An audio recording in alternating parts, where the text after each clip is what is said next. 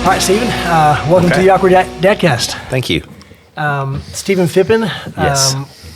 We met in a Restaurant. let's see, Texas Roadhouse. That's right. And my wife and I, being special needs parents, we were immediately drawn to you and your daughter, Celine. Yes. I think that you were there with her alone. Mm-hmm. I don't know if you had any other kids there. No, not at that time. It was you and Celine. Yep. And this was a few years ago, right? I mean, I don't know. It was, I want to say 2016. Oh, wow. Really? Yeah. Good. It's been a while. Coming up on 10 years. Yeah. That's amazing. So just that shows the bond of, I think, parents of kids with special needs, because, you know, you were filed away in my mind, and I knew you from now on, you know, and Right. so you were in our thoughts, in our prayers, you know, and just all that. So that's pretty amazing. Where are you from originally? I am originally from Arizona, Okay. and my wife and I moved out here so I could go to seminary. Okay. And we lived here in Fort Worth from 94 through 2000. Okay. And then we moved out to Florida and lived in Florida for 2 years. Okay. And then came back. Gotcha. So went to, I'm assuming, Dallas Theological Seminary? No, I went to Southwestern Baptist Theological Seminary. Okay. I got my undergraduate there, a graduate diploma in theology, and then I studied my master's of Christian education with a youth concentration background. Okay. Gotcha. And I did youth ministry for almost 15 years. Okay. How did you feel the call to ministry? I was doing volunteer youth ministry at the church that we attended there in Phoenix, Arizona. And I had gone to a youth conference, and it was at that youth conference that I kind of felt like God was saying, this is what I want you to do. Yeah, that's cool. And so at that point, I went back to the church and began talking with my wife and the pastor of that church of what the next steps was. And he said, well, he's like, you can go to seminary. And I didn't have a clue what that was. Yeah. I was like, seminary, what are you talking about? And so when we started investigating that, I had always wanted to be a pilot. Okay. And I wanted to fly in the military. But when I was in college, I made a stupid mistake. Okay. And I set my dormitory on fire trying to play a prank. And it went bad. I almost burnt my dormitory to the ground. Oh, wow. And thank God nobody died. My father-in-law was one of the now my brain left. It's all good.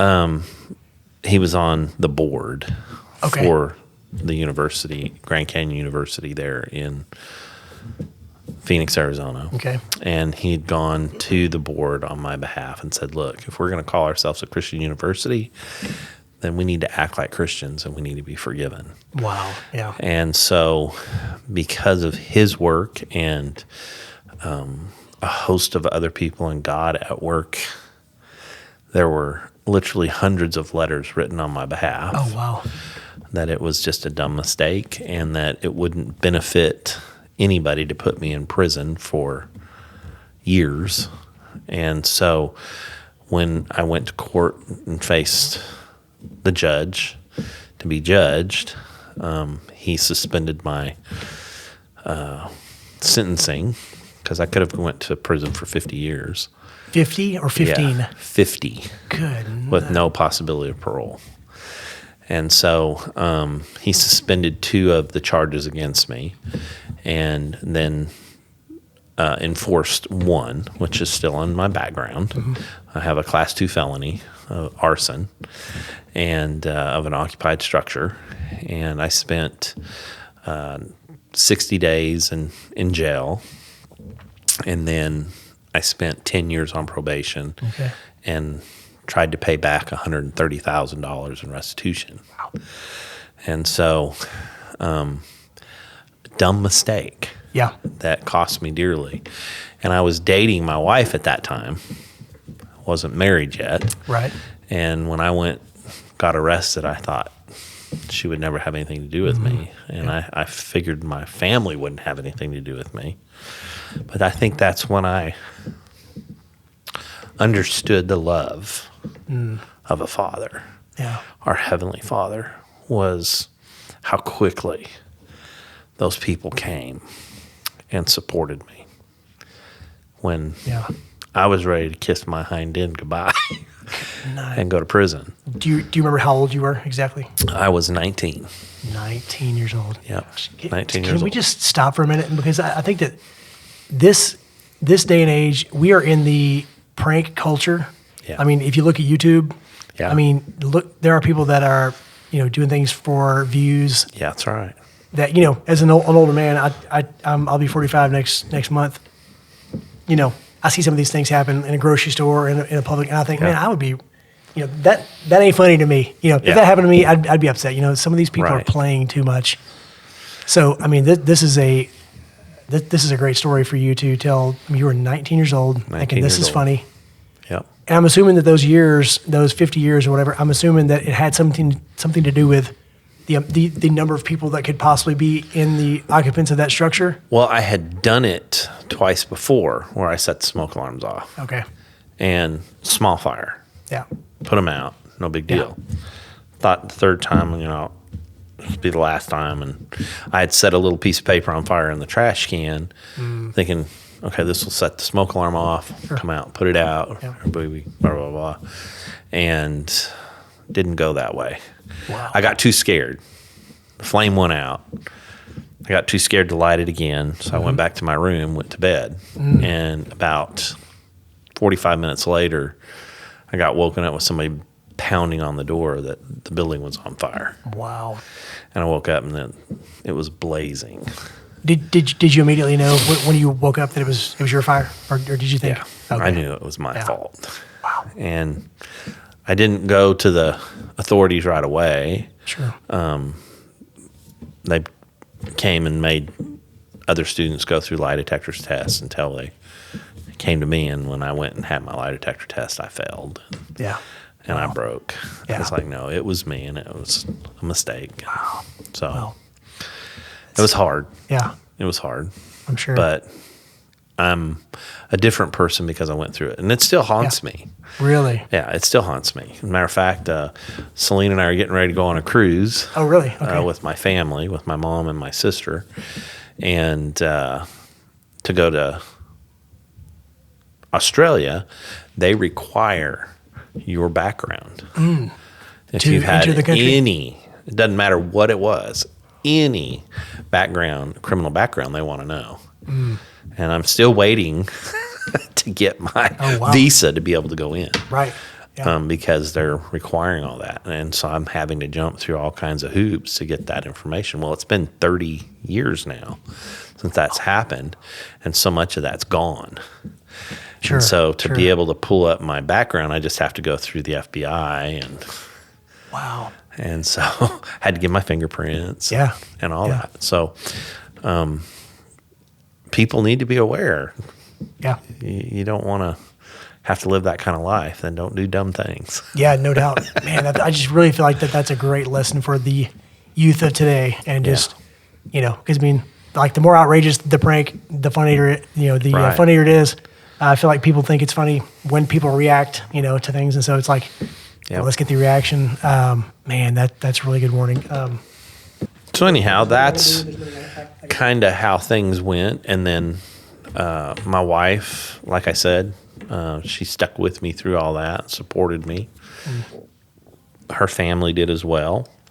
And I was in the process of looking to marry her and had already bought the rings. Right. And then got arrested, and I thought, that's it. It's over. And she didn't leave my side. She stayed right beside me. And so I proposed to her the night after I got out of jail. You're thinking, let's lock this down. Let's make sure she still wants to stay with me. Yeah, that And makes sense. she did. And then we left the following day to go to California to visit her family out there. That's where her mom's family was. Okay. and they were having Christmas out there. And so I went out, and then I had to ask her dad. That was the hardest thing in the world. Yeah, that's rough. So, oh man, wow. but So they were very gracious. that's a testament, though, to the fact that you weren't a bad kid. You weren't a bad person. I mean, and you spoke of like hundreds of letters coming in. Are these from family? Are these from church members? Are these from students? I mean, my mom went to everybody she knew because I guess the lawyers had told her, if you want to help him, this is how you help him. Okay, yeah. And when I was sitting before the judge, there was a stack, I bet it was that tall. And he put his hand on it. He says, young man, he says, I just want you to understand something.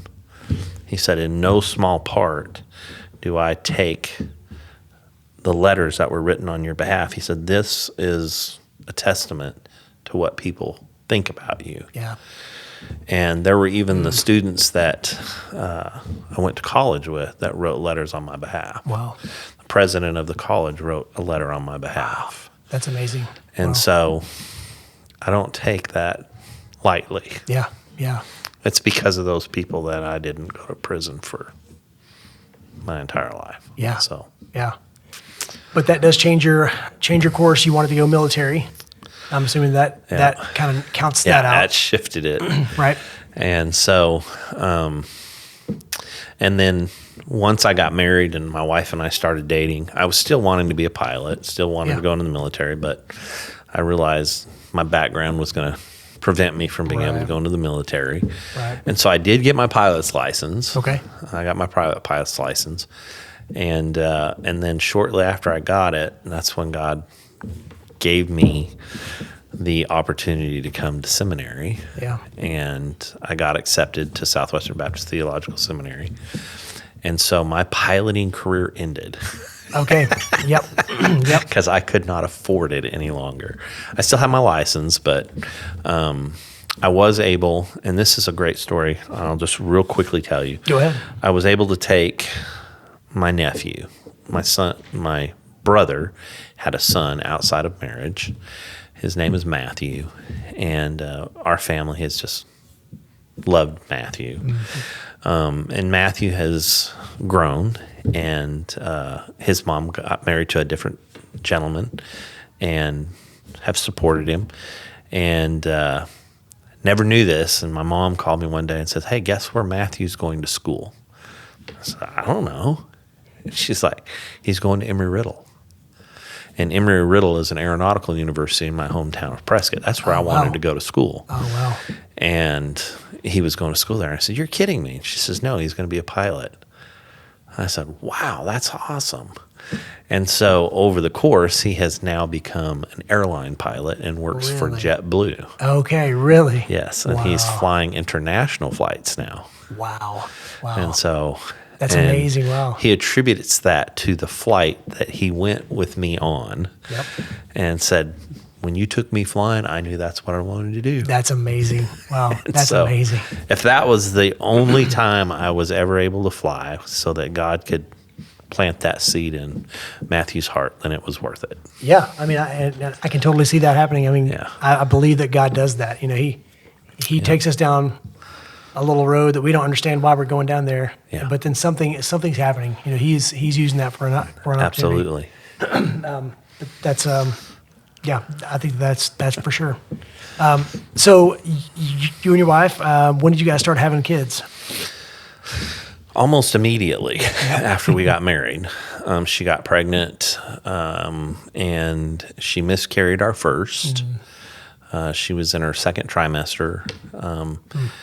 And there were multiple women in our church at that time that were pregnant that had miscarriages. And we had an outbreak there in Phoenix of caterpillars. I mean, there were so many. You drive down the road and the roadways would be just caked with them. Weird. They were everywhere. You couldn't open your back door without seeing a pile of them. And so the government came in and sprayed pesticides to kill them. And we think that may have been what caused so much of the problems that occurred. But I think there were 4 or 5 miscarriages in our church during that time, and my wife was one of them. And so about 6 months after that, she got pregnant again. That was my oldest, Carly. Okay. And then we held off for a while and then decided that we wanted another. And we started trying. And just before I moved to go to seminary, she was pregnant again. And when we moved to seminary, she was 6 months pregnant with our second child. Okay. So Mariah was born here in Texas. Okay. And Carly was born in Arizona. And we were done after Mariah. Mariah was our strong-willed child. And so my wife didn't really want to have another child after that. And we moved to Florida for ministry. And while we were living out there, she got pregnant with Celine. Okay. And that was Celine was several years after the other two. So Okay. she's my youngest. And then we thought that it was going to be a boy just because she was so different than the other two. And the way she carried her, she didn't move much. And so she just knew it was going to be a boy. And when she went in to have the ultrasound done, the doctor says, well, I don't see anything between the legs, so I think you're going to have another girl. And I kind of was let down. I was like, oh, Looking for my boy. yeah. Yep. I was looking for a boy. And the doctor looked at me and says, man, you don't understand. The girls are the ones who take care of their dad in old age. That's true. That's true. It's like, you have it made. That's true. Yeah. And so when she was born, we didn't realize all that we were going to face. She was a hard birth. They had to use a suction cup to pull her out. She didn't have any strength. She didn't want to. They were going to keep her in the hospital. And I'd left the church at that time and didn't really have a job. And so I was working on my own, doing construction work. Okay. And so I didn't know how I was going to pay Right. for an overnight stay in the hospital. And so I went to the nurses and said, look, we've got to figure out a way to get her to start drinking the milk. Right. So they tried every kind of nipple they could find because my wife didn't breastfeed. And we finally got her to drink some milk. And so they let us go home. And she didn't gain any weight for the first 6 months. She was actually losing weight. Right. And the pediatrician, we lived in Florida, and I didn't have insurance. I was living on government help. And so we were looked at as trailer trash. Sure. And so it was hard to find doctors that would care for my wife and daughter. And the one in our hometown in Lake City wasn't helping us at all. And I kept telling her, I was like, look, she's losing weight. We've got to do something. And so we wound up going down to Gainesville, where she was born. Okay. And the doctor down there said, look, we're going to put her on Insure. And so I was like, Insure? That's for adults. Yeah. Right. That's what I thought. That's for senior Yeah. adults. And he says, well, it's full of protein, and that's what she needs. And so she lived on strawberry Insure for the first probably 5 years of her life. Oh, wow. Until she decided she wouldn't drink the vanilla, she wouldn't drink the chocolate, she would only drink strawberry. And we could only get about 2.5. Every once in a while we get 4 ounces in her, but she would only drink about 2.5 ounces, and it would take an hour to get that into her. Wow. Unreal. And so she never gained a whole lot of weight. She's pretty stable until she was 5. I think she weighed between 15 and 25 pounds. Wow. In that range. And she stayed at 25 pounds until she was almost 7. I think right around 7. It's been so long ago. Yeah. But we found out that she wasn't really getting the nutrition. And we spent years after she was born, we knew something was different. Her head was clover leafing. She almost looked like she was Down syndrome. Her eyes bulged. Her forehead was stuck way out, and she kind of looked like a Down syndrome child. And so we were waiting to see a geneticist there in Florida, 6-month wait. Wow. And I wasn't making good money out there. My brother and sister-in-law lived here in Gilmer. And so they said, hey, why don't you guys move out here? You can stay with us. Steven can help Randy finish the house because they had a farmhouse there. And he can be putting his resume out while he's doing that in ministry to see where he can find a place. And then we can help you guys. And so we moved out here. And while we were living here, we got here on Christmas Day in 2002, Okay. I think it was, 2002. So starting of 2003, Celine got real sick, and my wife took her into the Gilmer clinic there in Gilmer, had her looked at, and they prescribed some medication. She brought her home. She was on medication for a few days, wasn't getting any better. And so she took her back down there. He took x-rays and did some other things and sent her back home with a different prescription. And I was sitting in the living room holding her in my hands, and she was just skin and bone, literally. Hardly any meat on her at all. And very limp and lethargic. And I looked at my wife and I said, we need to do something. Yeah. I said, she's not going to make it through the night. At least look at her. Wow. I said, she's not eating. I can't get her to even eat anything. We're gonna lose her. And so it was at that time that my sister-in-law said, hey, we're going to get Celine to a pediatrician. We're not going to go down here. And about that time, the phone rang, and the doctor there asked for us to come back down there. And my wife says, I ain't going back down there. He's a quack. Right. Yeah. Yeah. I don't trust him. I've already been down there. Da, da, da, da. You and Tina go down there and find out what he wants. And my sister-in-law was a nurse. And so we loaded up and we went down there, and he had her x-rays on the wall when we walked in, and he hadn't come in yet. And I looked at the x-rays, and they were just cloud. You couldn't even see through it. Oh, wow. And I looked at my sister-in-law and I said, oh my gosh, she's got double pneumonia. Look at her lungs. They're full. Oh, wow. And so he walks in and he says, well, so the reason I called you down here is I think your daughter has pneumonia. And I said, you think? Wow. I said, you can't even see through her lungs, for crying out loud. Yeah. And so he, at that point, said, well, I'm not a pediatrician. And I was like, well, and he says, I called you in because I want you to go find a pediatrician to get your daughter looked at. And at that point, didn't have a clue. We had just moved here. Yeah, Didn't have a clue. I didn't have a job. Didn't have much money. And so I was like, okay, what do we do? And so my sister-in-law, as we're driving back to the house, she's like, hey, I used to work for a guy up in not Pittsburgh, but Mount Pleasant. She said, they have a clinic up there. She says, and it's not much money. You can go up there. And they Sounds have good. great doctors.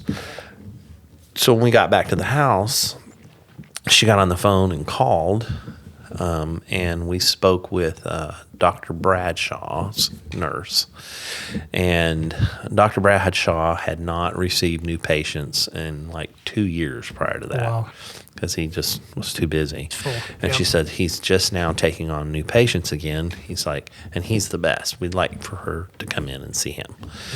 And we said, well, we think she might have RSV because she just, and so my wife was on the phone with her, and she said, okay, we'll bring her in tomorrow at this time. And that's when I was feeding her. Right. And she was just limp. And I looked at my wife and said, no. I said, you tell them we're coming now. Oh, wow.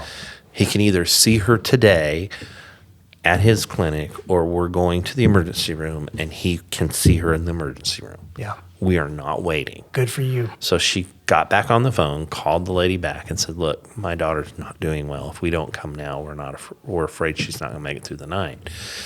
And so the lady says, "Well, let me look." I said, "If you can be here in an hour, we can see you." And I looked at my sister-in-law because I didn't know where it was. Yeah, you're I like, said, "How long does it take to get to Mount Pleasant?" Where is this Mount Pleasant place? And she's like, "About 45 minutes." I said, "We're leaving now." And so we piled into the car, and my wife and I took off and went to Mount Pleasant.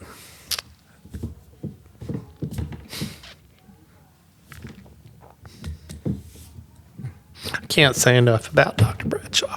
Well, That was a god all over that. When we got there, they put us in a separate room from everybody else to make sure that she didn't infect anyone else. They came and got us, took us back. He walks in, introduces himself, and we began explaining to him about Celine a little bit. And he said, "Let me take a look at her. Let me listen to her." And my wife had the x-rays, and he pulls the x-rays up, and he said, "Well, yeah." He said, "We're going to do more x-rays, just so you know." Gotcha. He said, "We're going to take you down." He says, "What I want to do right now," he said, "she is wheezing and not able to breathe, so I'm going to take her down. We're going to do a breathing treatment. Then from there, we're going to go take some blood, and then you're going to come back over here and do some x-rays, and then they'll bring you back in here, and then we'll figure this out." And so we went through all that, came back around, went back in the room, and he walks in, very calm, says, "Well," he says, "it looks like your suspicions have come true." He says, "Do you understand what RSV is?" And my wife and I was like, "Yes." He says, "Well, do you understand what that means?" And we're like, "Well, I guess we're not 100% up on that." He says, "Well, you're going to be staying here in the hospital for a while." And we're like, "Well, what do you mean by that?" He's like, "We're going to need to keep her here for at least a week, if not maybe 2 weeks." And I was like, "Oh my gosh, how am I going to pay for this?" Right. That was the first thing that hit my mind. And I Right. thought, I'm going to need to find a job immediately. And so he said, "How are you set for money? Are you going to be able to afford this?" And I just looked at him. I kind of broke down. I said, "No, we just moved here." Yeah. I said, "But I promise you," I said, "if you will take care of my daughter, I will work until I am in the ground to pay you back." And he said, "You don't need to worry about that." He says, "What can you afford?" I said, "Well, we've got maybe $2,000 for our name right now." And he said, "Well, can you afford $40? And I kind of went, "What? $40? Are you kidding?" He says, "No." And I said, "Yes, I can afford $40. And so he said, "I want you to go with my nurse. She's going to take you out front. I'm going to take your daughter and your wife down to the hospital and get them set up in a room. And then they'll bring you over." And so he did. He got us set up, put us in a room, and that's where Celine's life really started. Wow. And so she spent the night. They got the tent over her crib, blowing medications in over the top of her. And at that point, she was, let's see, 9 months old. Wow. She was born in April, so May, June, July, August, September, October, November, December, January, almost 9 months old. Okay. Yeah. And she had not even pushed up yet. She couldn't. Yeah. She just didn't have any muscle tone. And not to speak of all the other things that we Right. kind of were noticing. And so Dr. Bradshaw put us in a room right next to the nurse's station that night. I had never been in a hospital in all my days that treated us better Really? than they treated us. And this is Mount Pleasant, Texas? Yes. Really? Wow. And the nurses came out and said, "Look, we want you guys to know cafeteria just shut down." She's like, "But we might still be able to get you guys some food because we hadn't eaten." Sure. And she's like, "Are you hungry?" And I said, "Well, yeah, we're kind of hungry, but..." And so they called down to see if they could get us some food. Got 2 plates of food for us Wow. before they completely shut down. And I said, and there's refrigerators in here, and it's packed full of ice cream and sodas and juices, Jell-O, whatever you need. We want you to be able to come out and go in there. And I thought, isn't that for patients? Yeah. I'm sitting here thinking, what? And so the little room had a window on it that they could see in with blinds. And then the crib was over here, and there was one chair that folded out into a bed. And they said, we're sorry. Yeah. And I said, don't worry about it. We can take turns. Yeah. I said, because my wife probably is not going to sleep very much anyway, because she just... Yeah. And so we went through the night. The next morning, Dr. Bradshaw came in with his team at about 6 a.m. And as he walked in, my wife and I could see that Celine was doing much better. And I just looked at him and I said, I don't know your team. I said, but my wife and I would like to thank you all for taking such great care of us. And if it's all right, we would like to pray with you all. And Dr. Bradshaw looked at us and said, we would be honored. Wow. And so we all prayed. And when we got done praying, Dr. Bradshaw walked over and said, we're going to be moving you out of the small room here, and we're going to move you down the hall to a bigger room. Okay. And I said, okay. And I said, that's not necessary. He's like, no, we want you to be comfortable. And so they moved us down the hall, but before he walked out, he leaned over to my wife and I and said, I just want you to know you're not the only ones in this room of faith. That's amazing. And so that was a blessing. And then from that day forward, he became my daughter's greatest advocate. And my wife spent the next 4 years of their lives on the road, almost on a weekly basis, going between Dallas, Shreveport, and Little Rock, seeing specialists to try and figure things out. Okay. So all this time of her life, she has not yet had any kind of diagnosis. Up to that point, no. Okay. That's what my wife spent the next 4 years trying to go and see specialists. Yeah. She has seen 6 geneticists. The one geneticist that Dr. Bradshaw wanted her to see stopped taking Medicaid. Medicaid. Or Medicaid. It's Medicaid for kids. Kids. Yeah. And so I get it mixed up too all the time. we couldn't see him because he stopped doing it. And Dr. Bradshaw said he's going to get back on it, so just wait. Okay. And he was a rare geneticist in Dallas.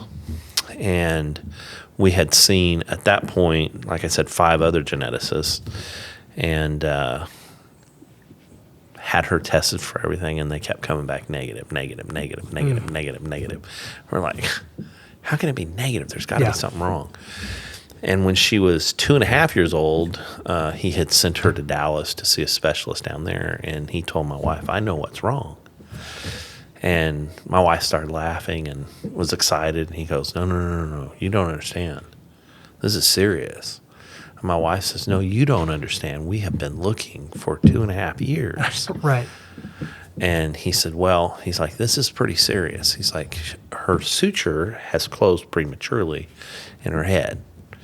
And what I'm going to need to do is we're going to have to go in and cut her from this ear to the other ear, peel her face down, cut the bone out, pull the bone out, break it, put plates in, and put it back in so that her brain has the room to grow. And so we were a little nervous about that. That's Took heavy. 6 months, yeah. That's very heavy. Took 6 months to get her in to see, to have the surgery. And 2 weeks before we were having that surgery done, I had gotten a job as a painter and was working up in Pittsburgh.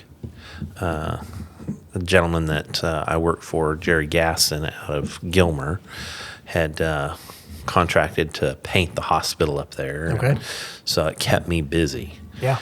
And it was through that we were working. My wife and I one night were working to paint one of the offices there, and my two older girls had Celine in a blanket, and were playing with her on the floor in the waiting room of the office while my wife and I were working in the back painting one of the rooms. And they were dragging her around on the carpet in the blanket. And she was laughing. We could hear them out there playing. And they were having a good time. And then blood-curdling screaming. And my wife went running out there, and I came out, and there was blood just all over the place. And I was like, what in the world? Ooh.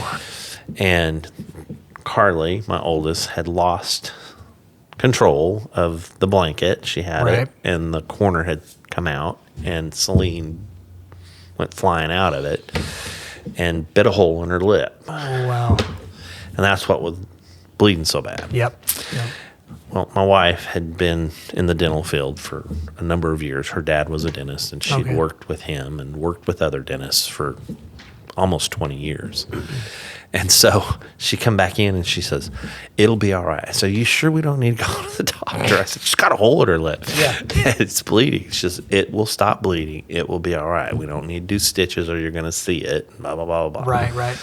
And so we told the girls, you sit down. We got about another hour's worth of work. Leave your sister alone. Don't do anything. Oh, man. And so we went back. And not 5 minutes after we were back there, blood curdling, screaming again. My wife went out there, I'm going to beat those girls. Yeah, I know, right? And so she goes out, and she's like, what are you doing to her? We're not doing anything. She just started screaming. We promise. And she's like, leave her alone. Just hold her and leave her alone. And so she comes back, and she wasn't back there 2 minutes, and it went again. And so I said, I'm going to. Yeah. So I went out there, and I said, girls, what is going on? Dad, we're not doing anything. She just cringes and starts screaming. And so I called Lisa back out there, and I said, Lisa, there's got to be, are you sure this is all that's going on? She said, I don't know. And I said, well, let's get finished up.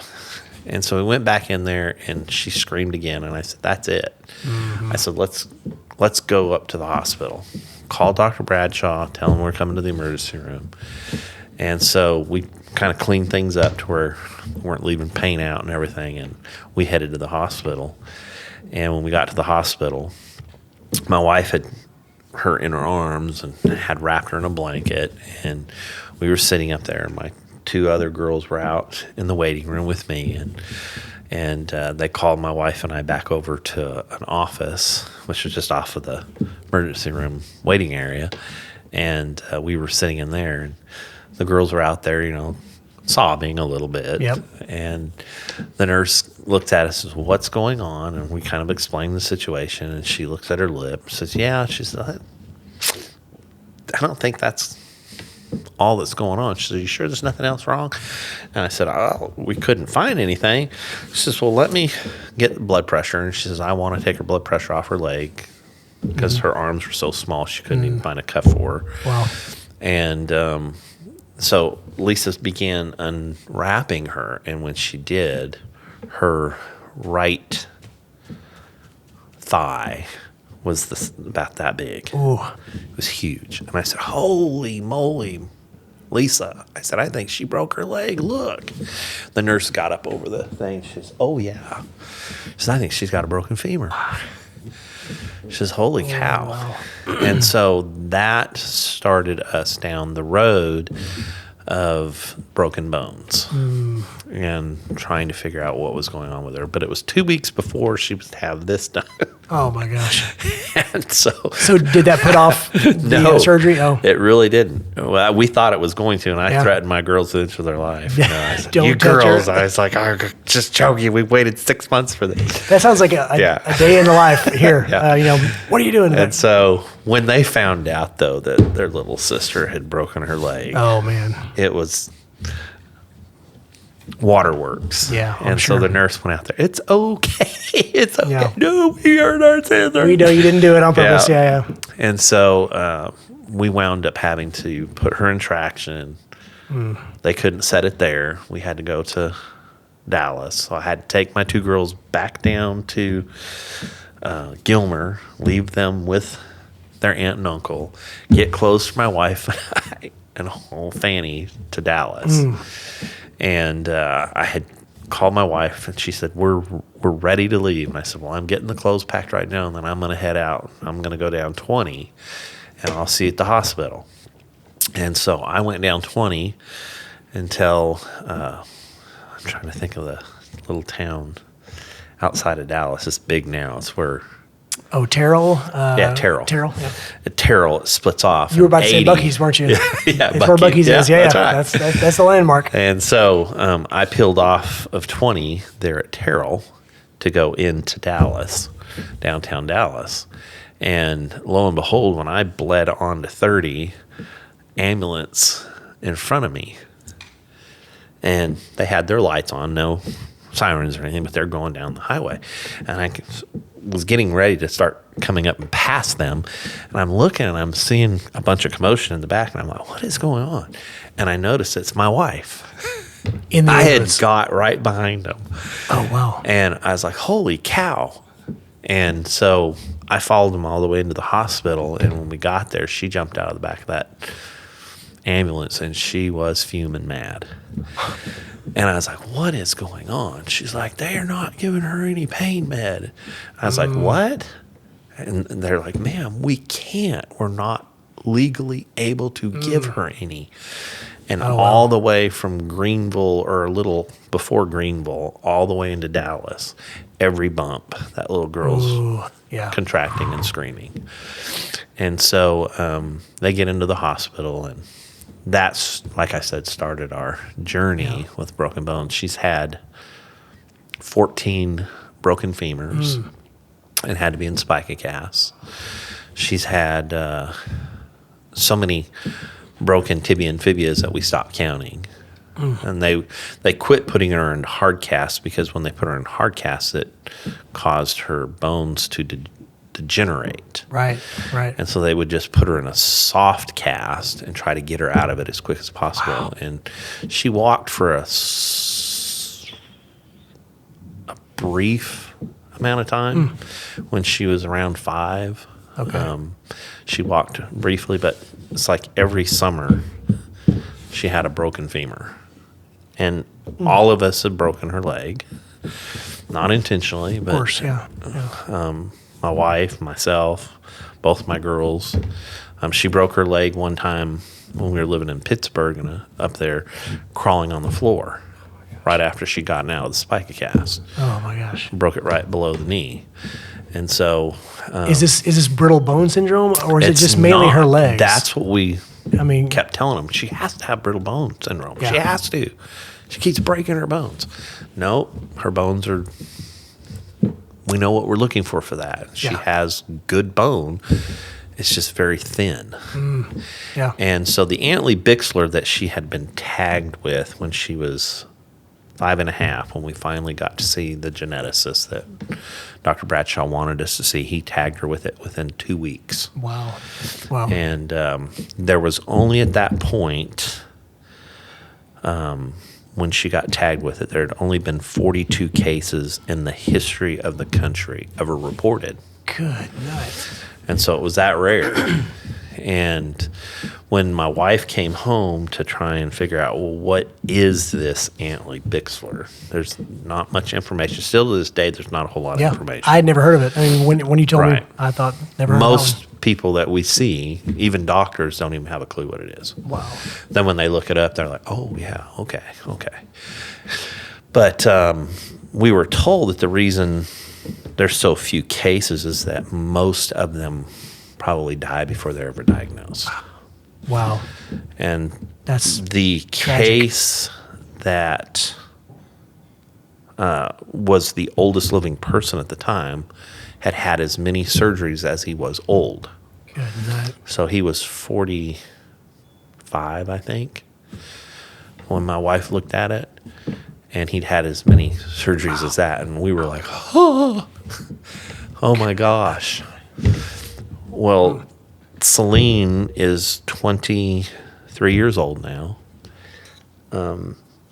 Wednesday, she will go under to have her 99th surgery. 99. Yes. Is that that's not including, broken bone stuff? That's everything. She has to have surgery to have teeth pulled. She has to have surgery. Sure. Yeah. They've put tubes in her ears. Yeah. She had to have surgery to take an ostomy out of her left ear.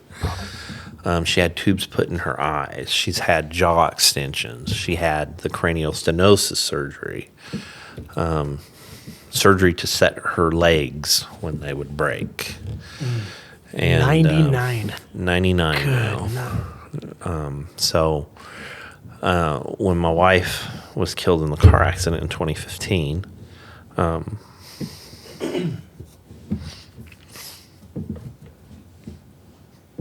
we were in the process at that time trying to make a decision because Celine's legs, the syndrome, the way they describe it, is long, spindly bones. Okay. Her fibia and tibia and her femur bone was about as big around as your pin Wow. or smaller. About the size of a soda straw. Good. No And wonder, so- no wonder they're breaking. You just hit them like that and they would snap. And so we were trying to keep her protected all the time. Sure. But we were in the process because her tibia and fibia, her bottom bones in her legs, were bowed so bad that Celine could literally sit on the floor on her bottom, wrap her legs around her, and touch her feet Good night. behind her. That's how bad they were bowed. And so because she was breaking those all the time, we'd gone to Scottish Rite, and the doctor there that we were dealing with had shared with us that he thought maybe he could do something to help fix them, to straighten them out. But he wasn't sure because they're so small, they don't have a device that they can put down through the bone to hold it straight. Right.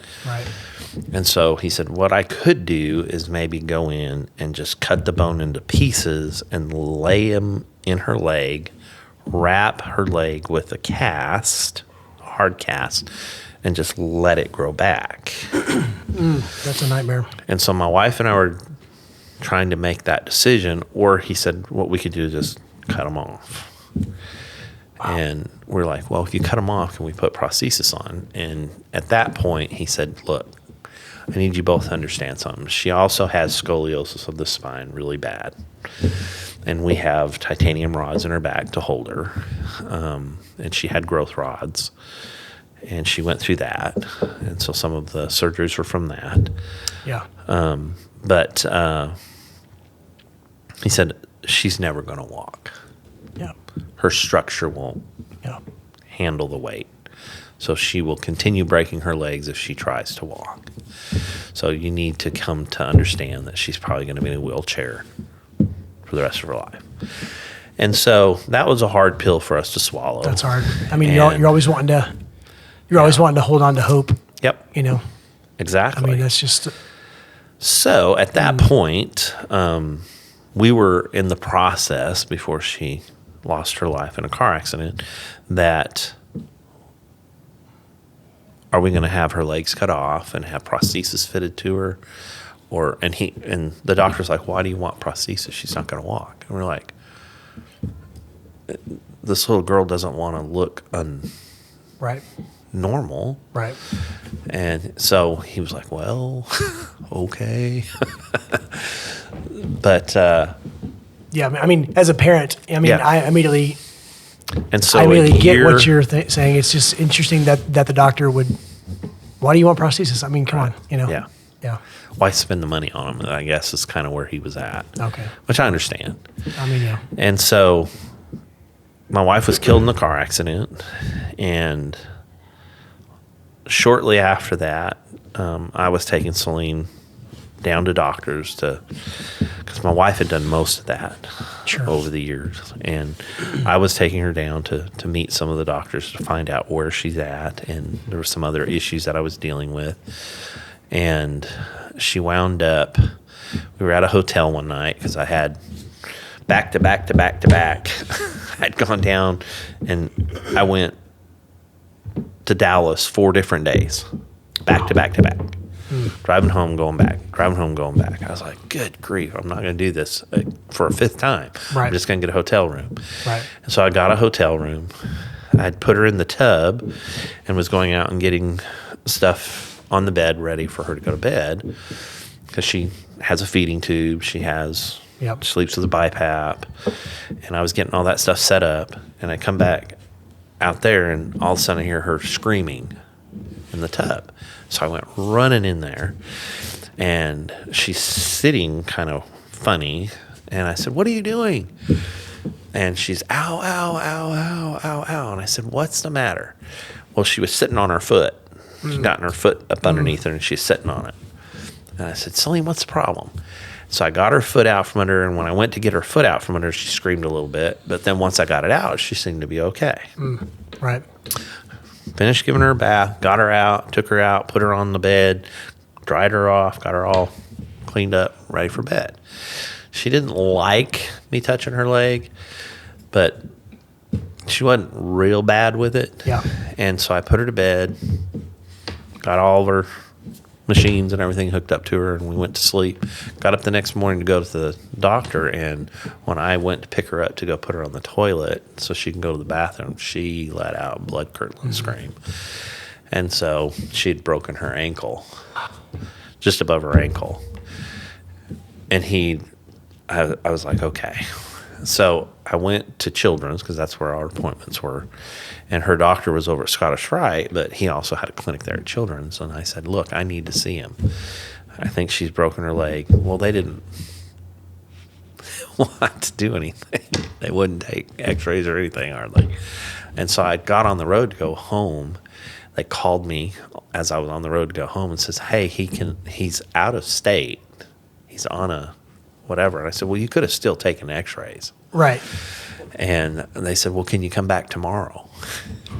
I was like, are you kidding? So this is Children's Hospital. Yeah, in Dallas. They didn't want to get you in to get x-rays. Yeah, Right. right then. And they were busy. Their clinic was busy. I was like, come on. He told me not to go to the emergency room because when you go to the emergency room, they assign you a doctor. Right. Okay. And he's like, I don't want her seeing any other doctors. I want her to see me because they'll do things that they don't know her case. And so here she is with a broken ankle. Yeah. And you're like, what do I do? Yep. So I went back the next day, and sure enough, it was broke. And so he got back, and they had put her in a soft cast to hold it. And when he got back, I came back down. He's like, yeah, we're going to need to put her in a more permanent cast. And so at that point, it was about a year after my wife had passed away that we wound up having surgery to straighten her legs. And he'd actually scheduled it the same day that my wife had passed away. Oh, my goodness. And I had to call him and say, I can't do it on that day. He's like, what? Why? And when I told him, he goes, we ain't doing it that day. So they did it 2 days before. And so they straightened her legs, and they looked beautiful. Wow. I mean, it was amazing. Wow. And he's like, well, I don't know if I can do it, but he put plates beside the bone Yep. to hold it. And just to make a long story short, the pins wound up pulling out. And so over time, she no longer has plates in her legs. Her bones are starting to curve a little bit again. She wears AFOs as much as I can keep them on her. But Now, what's an AFO? AFOs are like a hard plastic cast Okay. that you can put on their legs to help hold their legs to protect them. And But her bones, I mean, like you said, they're good, it's good bone. It's just so Yes. thin. But obviously, they're strong enough to, I guess, as they move and whatever grow, pull away from the plates. Yeah. That's incredible. Yeah. I mean, I'm thinking that would be like the fix. This is like the sturdy fix. Right, you would think. And then you're going, no. Now what? And so when she had the titanium rods put in her back, she had those lengthened twice over at Shriners Okay. here in Shreveport. Yeah. They're the ones that started all of it. Well, that doctor stopped. He kind of started refusing to do any more lengthening on him, even though my wife and I could see that she started leaning and leaning and leaning. Right, and leaning. right. We're like, look, we need to have these lengthened again. She's grown. Yeah. And he would bring us back, and he's like, pull x-rays up, and he's like, no, she's not really grown. Look, here's her x-rays. And he put them side by side, and he's like, see, they're still straight. And I was like, how can you say that? She's leaning. Yeah, just There's look at her. No way. Well, come to find out, he was getting ready to retire. He also feared that he was going to snap her ribs off. And so he was refusing to lengthen them for that reason, because he had sent us to see a specialist in Dallas, and he diagnosed Celine with childhood osteoporosis. And there are two numbers that doctors look at. And when girls are young, the bone growth number is real high. Right. They develop good bone and they grow, Well, as women age, those numbers can shift. And so senior adult women will a lot of times develop osteoporosis in Right. their old age. Right. And they break bones real easy. Well, Celine's numbers were almost identical. She was building good bone, but her body would break it down as fast as she was producing the bone, which was causing a lot of the problem. And so at that point, they put Celine on, they wanted to put her on liquid Fosamax, which Lisa and I didn't know anything about all this kind of stuff. We were like, okay, well, what is that? Well, it builds bone. It helps your body build bone. Makes it hard so that she won't break them. Yeah. That's what the doctor over here at Scottish Rite told, or Shriners told us. I love that you're pointing And in the so- correct direction too. Yeah. I love you live in Gilmer or whatever. Yeah. You have enough directional skill Yeah. that you're pointing at Shreveport, by the way. I want Yeah, everybody to know that. Shreveport. I'm like, why are you pointing? I'm thinking you're correct.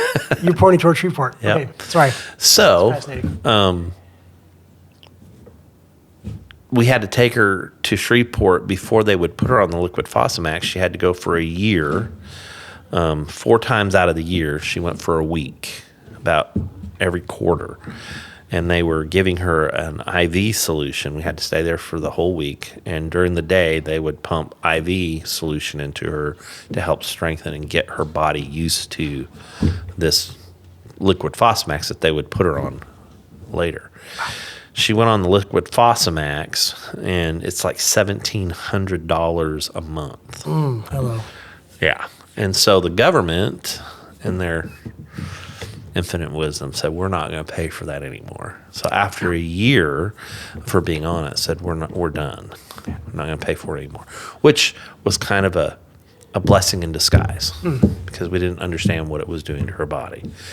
When he retired and refused to lengthen her rods in her back anymore, he sent us to Dallas to Scottish Rite, to Dr. Johnston. Dr. Johnston there took her case on, and when he looked at it, he was angry that the doctor over in Shreveport had not lengthened her, had not really done what he was supposed to do. And so he said, okay, this is what we're going to do. We're going to pull these rods out, and we're going to put permanent rods in. And my wife and I kind of looked at him and said, permanent? What do She's you only mean? 11 years old. She's not done growing. Yeah. He says, no, she's done all the growing she's going to do. Oh, wow. And I was like, are you sure? And so, we expect doctors to know their job and know what they're doing. And he said, yeah, she's done all the growing she's going to do. So we're going to put permanent rods in, and we're going to take these out. So we went down. The surgery was scheduled, and she was to go in, and 7.5 hour surgery at the most. Okay. And so my wife and I go down. We're there, and they take her back. started the surgery. 6 hours in, never heard a word, Yeah. which kind of shocked us because they're supposed to come out and tell us how things Sure. are going. And so we went up to the desk and said, look, it's been 6 hours. We haven't heard nothing. And the lady says, well, let me call down and see. And so she goes, makes a phone call, and comes back and says, they said everything's going good. Don't have to worry, blah, blah, blah, blah. Okay. So 7 hours come, 8 hours come, and we're like, this was only supposed to be 7.5 hour surgery. What's going on? And goes into the 9th hour, and my wife's like, this is going a lot longer than what he told us. He said 7.5 hours at the most, and we're going on 9 hours. What is going on? I said, we need to go up and talk to the lady up there. And so we went up, talked to her again, and said, look, what is going on? It was only supposed to be 7.5 hours, and we're going into 9 hours here. Right. And she says, let me call down. So she calls down, and they said, look, we're still working on her. She's doing fine, and blah, blah, blah. It'll be just a little bit longer. Okay. And we're, okay. So we sat there. They're getting ready to shut down the desk because it's been 9 hours. They're getting ready to go home. And so my wife and I sat up there, and we were pretty much by ourselves in the waiting area. And 10th hour, 11th hour, Oh, wow. 12th hour, and we're like, okay. I said, I'm going down to the surgery area, and I'm going to find somebody to tell us what's going on. So I went downstairs, went into the surgery area, and said, look, somebody tell me something. I said, my wife and I have been waiting. We're in 12 hours now of surgery. It was only supposed to be 7.5 hours. What is going on? Right. Tell us the truth. Did they run into a problem? What's Yeah. going on? Let me go back and I'll find out. So I went back, came back out, said, Mr. Phippen, everything's fine. It's just taking a little bit more time. He's having a hard time getting some of the screws to hold in her bone. And I was like, okay, well, what are we talking? He said, well, they're getting it ready to wrap it up, so maybe another 30 minutes to an hour. Okay. So I go back up, 13 hours, go into the 14. Good night. So 14 and a half hours later, here comes the doctor.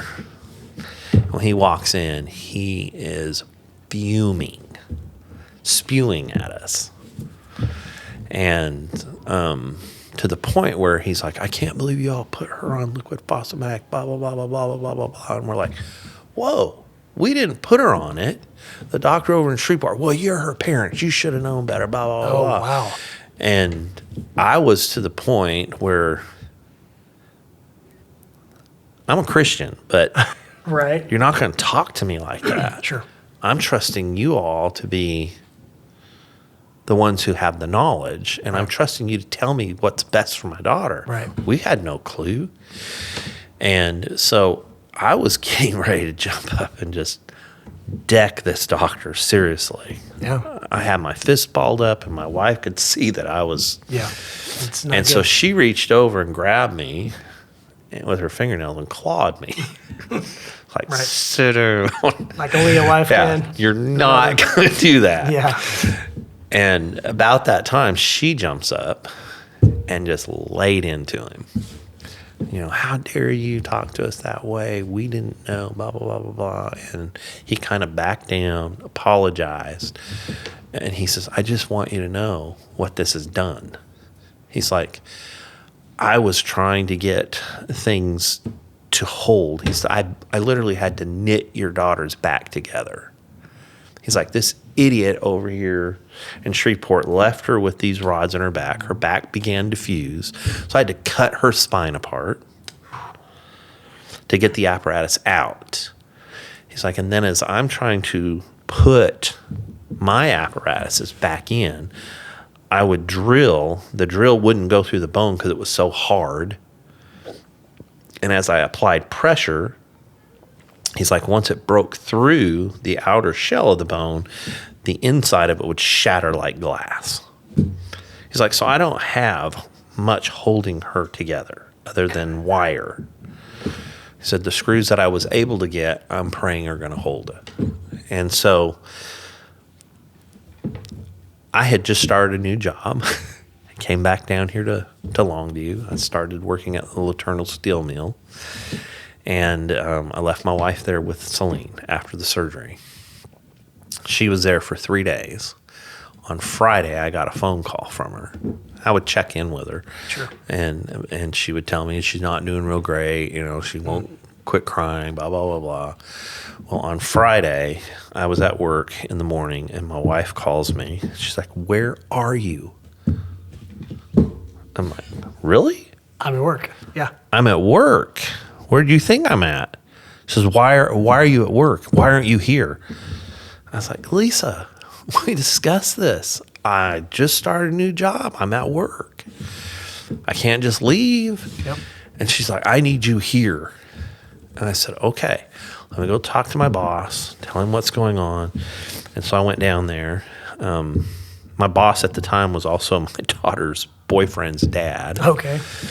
And when I walked in and talked to him, and I started explaining to him what was going on, he looked at me and he goes, why are you here? Wow. I said, what do you mean? You're like, I have a job. you're like, I'm getting it from both sides, man. What? Come on. I was like, what are you talking about? I'm trying to be a good Right. husband and Trying to provide for my family. Right. And he said, leave. Go to your family and take care of your family. And so I left, and I was going home to get my bags packed. And as I was driving home, I realized I don't have any money because I haven't got my paycheck yet. Right. And so I got on the phone and I called my pastor, number one, to ask for prayer for Celine, but then to say, hey, can I get a little help to get some fuel in my truck? Wow. My pastor says, well, where are you? And I said, well, I'm headed home. I'm coming up on the loop at Gilmer Road in the loop. He's like, okay. He's like, stop at the gas station and I'll meet you there. So I said, okay. So I stopped at the gas station. I'm sitting there waiting about 15 minutes. I'm like, good grief, where is he at? Yeah. And I got to get on the road. Yep. And he pulls up. He says, what are you doing sitting here? Go over to the gas pump. You're like, man, I don't know. What am I supposed to do? Yeah. I'm like, okay. So I pull over to the gas pump. He pumps gas in my truck. And he hands me 2 Visa cards. And he says, here, this is for you and Lisa to take care of you guys while you're there. And I'm going to put gas in your truck. And if you need anything else, you call us. And he prayed with me. I went home, got my bag packed, and I left and went down there. And when I got down there, Celine had been leaking spinal fluid from her spine for 3 straight days. Oh, wow. And I know what it's like to have spinal fluid drawn off your back because I'd had a spinal tap when I was younger. Oh, wow. And you have a massive headache and you just can't do anything. Yeah. And so just continually leaking spinal fluid. When I walked in, I looked at my wife and said, what's going on? She looked like death. She hadn't slept in 3 days. The nurses come over to me and says, she won't let us. She won't let us. And I said, what do you mean she won't let you do what? She said, we've been trying to get her to go into it. We have a room for her. She won't leave. She won't leave, Celine, yeah. And I said, well, I'm here. You take her, go knock her out. Yeah. I said, she's not to come back in here for at least 8 hours. Yeah. He says, yeah, we're going to take her down. She hadn't had a shower, nothing. And so they took her and she went. And but she had been leaking that spinal fluid for 3 solid days. And when the doctor came in that evening to check on her, I looked at him. I said, what are you doing? He says, what? I said, you don't know that that's spinal fluid? Well, how do you know that? And I said, I've been around the medical field for a number of years. I know that's spinal fluid. Why aren't you taking her back down to find out why it's leaking? Why aren't you taking her back into surgery to seal it off? He said, well, that's why we're here. We'll probably take her to surgery in the morning if it doesn't stop. I was like, okay. So Lisa slept all through the day. She come in at about 5, which was earlier than what I wanted her in there, but I Right. wasn't going to keep her Right. out any longer. And so she come in, and we got a new nurse that night. And she come in, and she walked over and says, "Hello, I'm so-and-so." I don't remember her name anymore. She walked over and asked us who Celine was and what was going on with her, and we explained. And she says, "Yeah." She says, "Well, we'll be watching the fluid." And she walked out, and she came back about, probably 30 minutes later to give Celine some meds and stuff. And she says, "I see that you all are Baptists." And I said, "Yes." And she's like, "So you believe in the Lord, right?" And I said, "Oh, absolutely." And she says, "Would it be all right if I prayed with y'all?" And I said, "Absolutely." And so she prayed with us, and we prayed over Celine, laid hands on her, and asked the Lord to please stop the leakage. And through the night, I slept on and off. My wife slept on and off. And by that morning, it had stopped. Wow. And when the doctor come in, he was ready to take her surgery. He says, "Okay, why isn't she ready? What's going on?" And the nurse says, "It's not leaking anymore." He said, "Oh, baloney." He says, you're probably not doing your job right. It needs to be flushed." She says, "No, it stopped leaking." And he goes, "Go get me a syringe." So she went and got a syringe. He flushes it out to make sure that the tube's clear and everything. And sure enough, it had stopped. He says, "What'd you do?" And the nurse says, "Well," and I said, "I'll tell you what we did. There's a greater surgeon than you." And he got very offended at that. Yep. He said, "Excuse me?" And I said, "We serve a greater surgeon than you. And we laid hands on our daughter last night and prayed over her. And God stopped it." Wow. He turned around and walked out. And didn't really say much to us after that. And so... wow. That's not that nurse's first time No. praying with the family. I mean, she, No. So That's amazing. God walks with us through everything. I don't know where I would be if I didn't have my faith in our Lord Jesus Christ. Yep. Amen. And I don't know where my daughter would be. Yeah. I probably would have given up a long time ago. No doubt. Yep. But he walks every day. I take every day for the day that I have. Amazing. And we go through whatever we have to go through. Yeah. You know, it's tough. We rely on our government to help us. Sure. Yeah. And our government doesn't want to do that. Right. And so it's a daily battle. I didn't realize how hard that battle was going to be. Sure. I'm a novice at fighting for my rights, but Yep. I blow phones up and I don't stop until I get answers. And so being a single father now, because my wife was killed in a car accident in 2015. We were in the process of remodeling a house for my oldest daughter. My mother-in-law had died in November of 2014, and so my wife was the last living heir and had received all of the inheritance, and she wanted to do something for her kids and my nephew, and she was in the process of doing those things, and she wanted to buy a house that my oldest daughter could pay us back for, Right. and feel like she was making headway in her life. Sure. And I got told, "You're going to remodel it." Right. Really? Yeah. And so we were in the process of doing that. And my daughter's now husband was helping along with his dad to help us do some of the work on there. And we had gone down and we're in Tyler, and my wife had bought some cabinets for the house from Surplus Warehouse Yep. here in Longview. And so we went down, and she informs me, well, I'm going to go to Longview. I said, what do you mean you're going to Longview? We just got here. Why didn't we go there first? Right.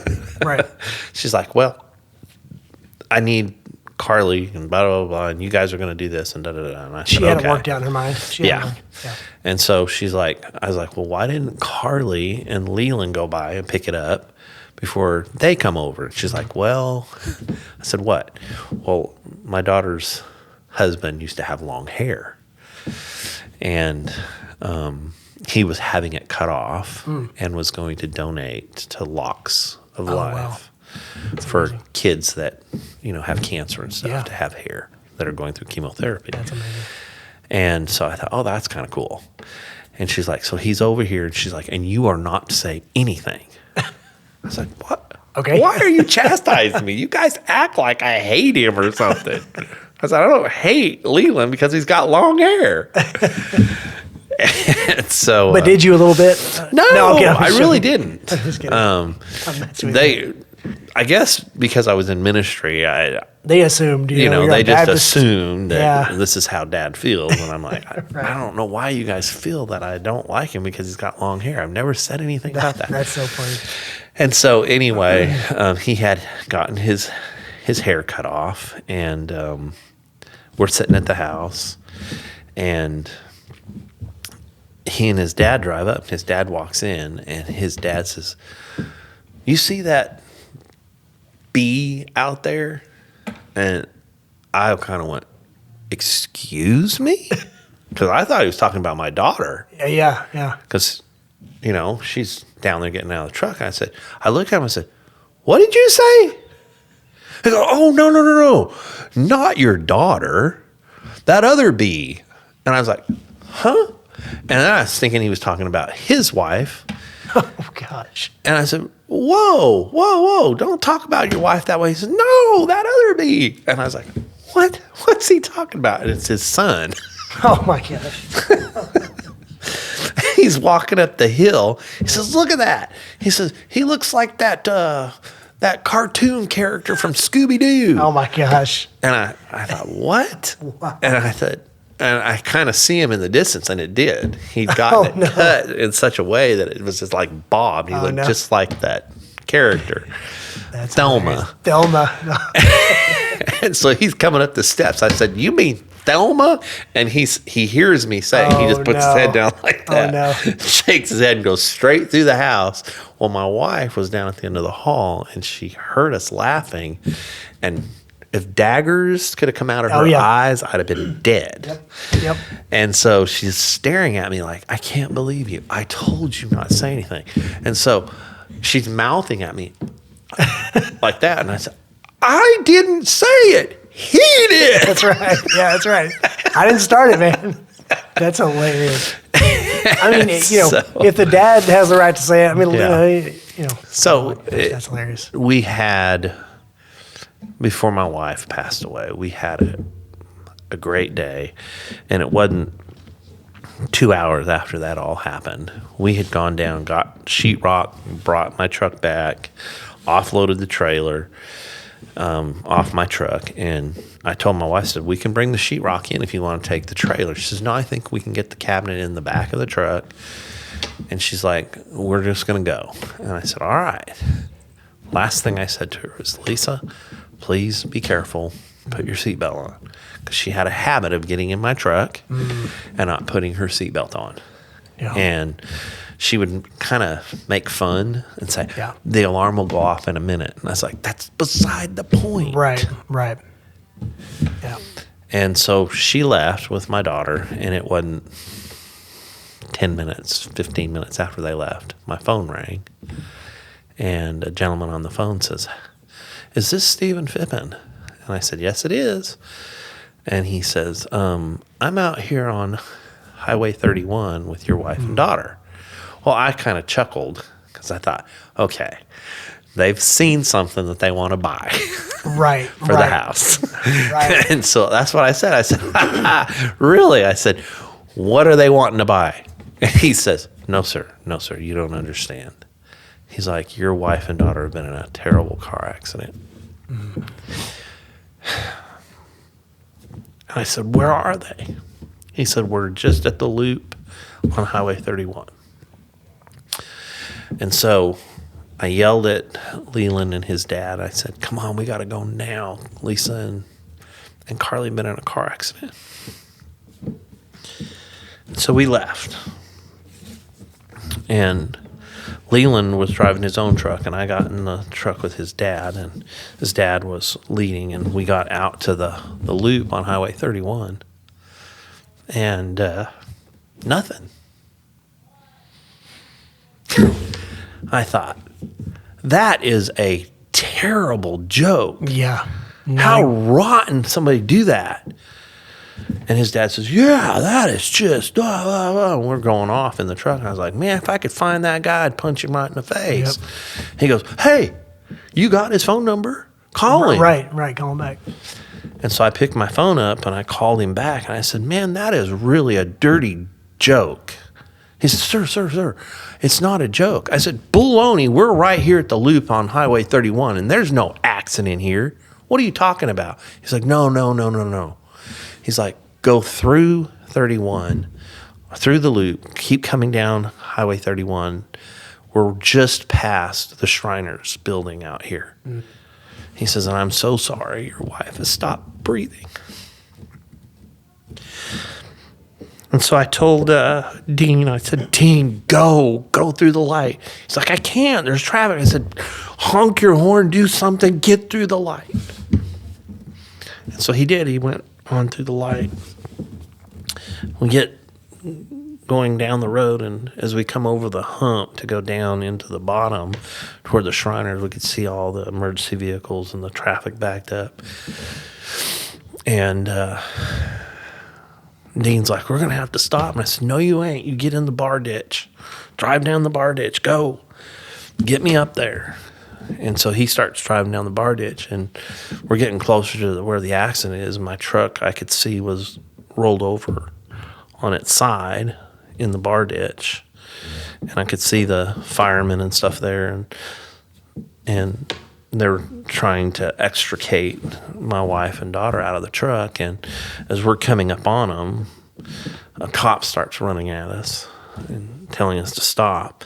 He's like, he's telling us to stop, and he's got his hand on his pistol. He's going to shoot us. And I was like, well, then stop. And before he got stopped, I bailed out, and I started running.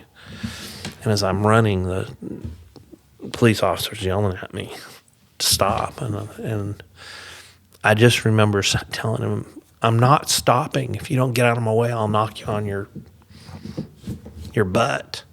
So that's my wife and daughter. So he kind of backed off and let me go by him. And when I got up to the back of the truck, the windows were broke out of the back, and Carly was conscious, and she had her seatbelt on, and my wife was laying on top of her in a crumpled mess. As I ran up, I was calling for both of them, and Carly said, Daddy, she's okay. She's still breathing. And I put my hand on her to let her know that I was there. But she was gone. I knew it. Mm. And so the fireman pulled me away and said, look, let us get him out. And I just fell on the ground in a mess. And Dean and Leland had come off and were standing off over by me, and they cut the top of the truck off and pulled my daughter out. And I just remember them coming over and saying, hey, we need you to go with your daughter. Mm. And they took me over to an ambulance, and the whole time I was thinking, well, wait a minute, what about Lisa? And I'm sitting in the front of the ambulance, and I don't see anybody over at the truck anymore.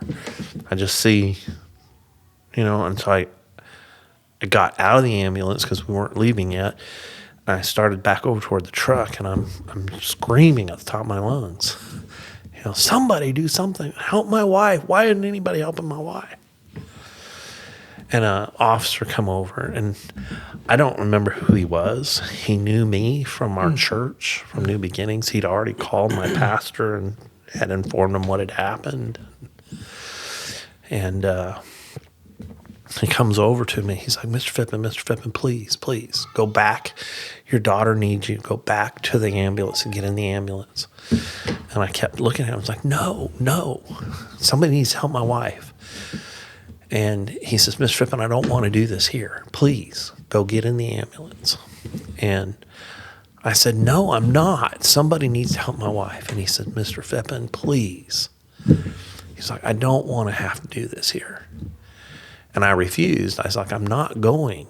Right. I want my wife to be helped. And tears were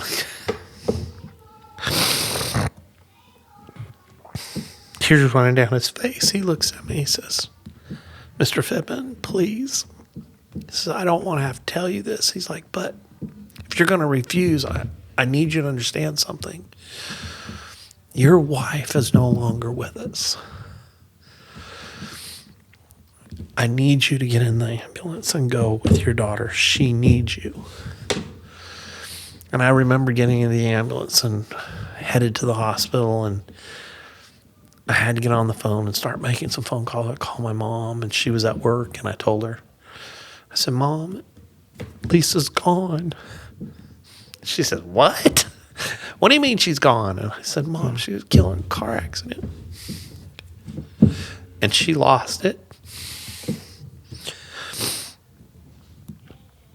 She says, I'm going to do everything I can to be there in a minute, Steve. She said, but they live in Arizona. Wow. And so she made a flight the next day and flew out to be there. Carly had to have emergency surgery that evening.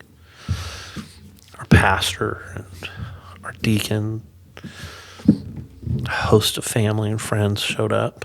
And the only family I had out here was my aunt, or not my aunt, my sister-in-law and brother-in-law, right, and their family. And my brother-in-law had already passed away, so but my sister-in-law came over, and then the guy I worked for at that time, David Bishop, he and his wife came over, and just my wife's best friend and her husband, and they sat with us there until about midnight when Carly finally came out of the surgery. But she had to have her spine fused down around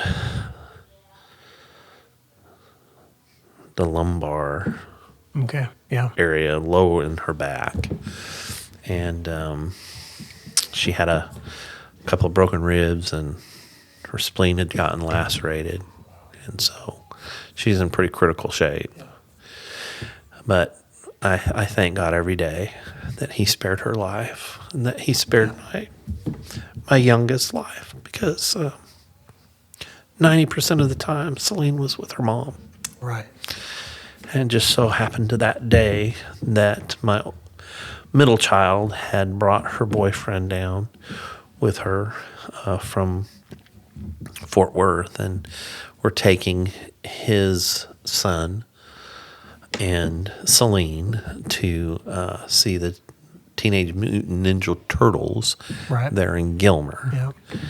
And so Celine was with them and not in the truck with my wife. Yeah. So God saw fit to protect my family. Just it's still kind of a bitter pill to swallow. I'm sure that she's not with me any longer. Has your faith ever? I mean, it's getting personal, but I mean, has your faith ever faltered? In the wake of this? Oh, absolutely. Yeah. Especially immediately after, Sure. the questions start coming. Sure. Because I see people that are still alive and walking that were in far worse accidents than my wife. Wow. And I'm like, okay, God, why? Why did you spare their life and not my wife's? Why did you do this and not that? Why couldn't you have saved her? Why couldn't you have? And then the questions of, I could have just kept her there just a few minutes more. If I just would have, if I would have clicked, and I had to get to a point in my life that said it was her time. Yeah. God has our days numbered. I'm not God. Yeah. He is. And when I came to peace with it was Casting Crowns does a beautiful song, The Nail Scarred Hands. Yeah. And when I heard that, that's my story. Because I know where my wife is. I know it. Yeah. And I tell people all the time, because they used to ask me, well, don't you want your wife back? Wouldn't you like to have her back? No. I miss her. Sure. I want to go where she's at. Exactly. Yep. And I don't want her to come back here. This world's a mess. She's at perfect peace. Yeah. No doubt. And so it's been a tough road, but Yeah.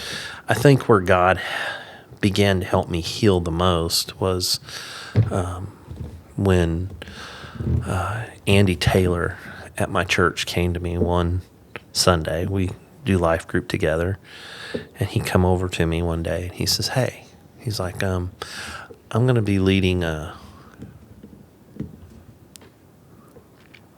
grief share, and I'd like for you to team with me and help me lead it. Oh, wow.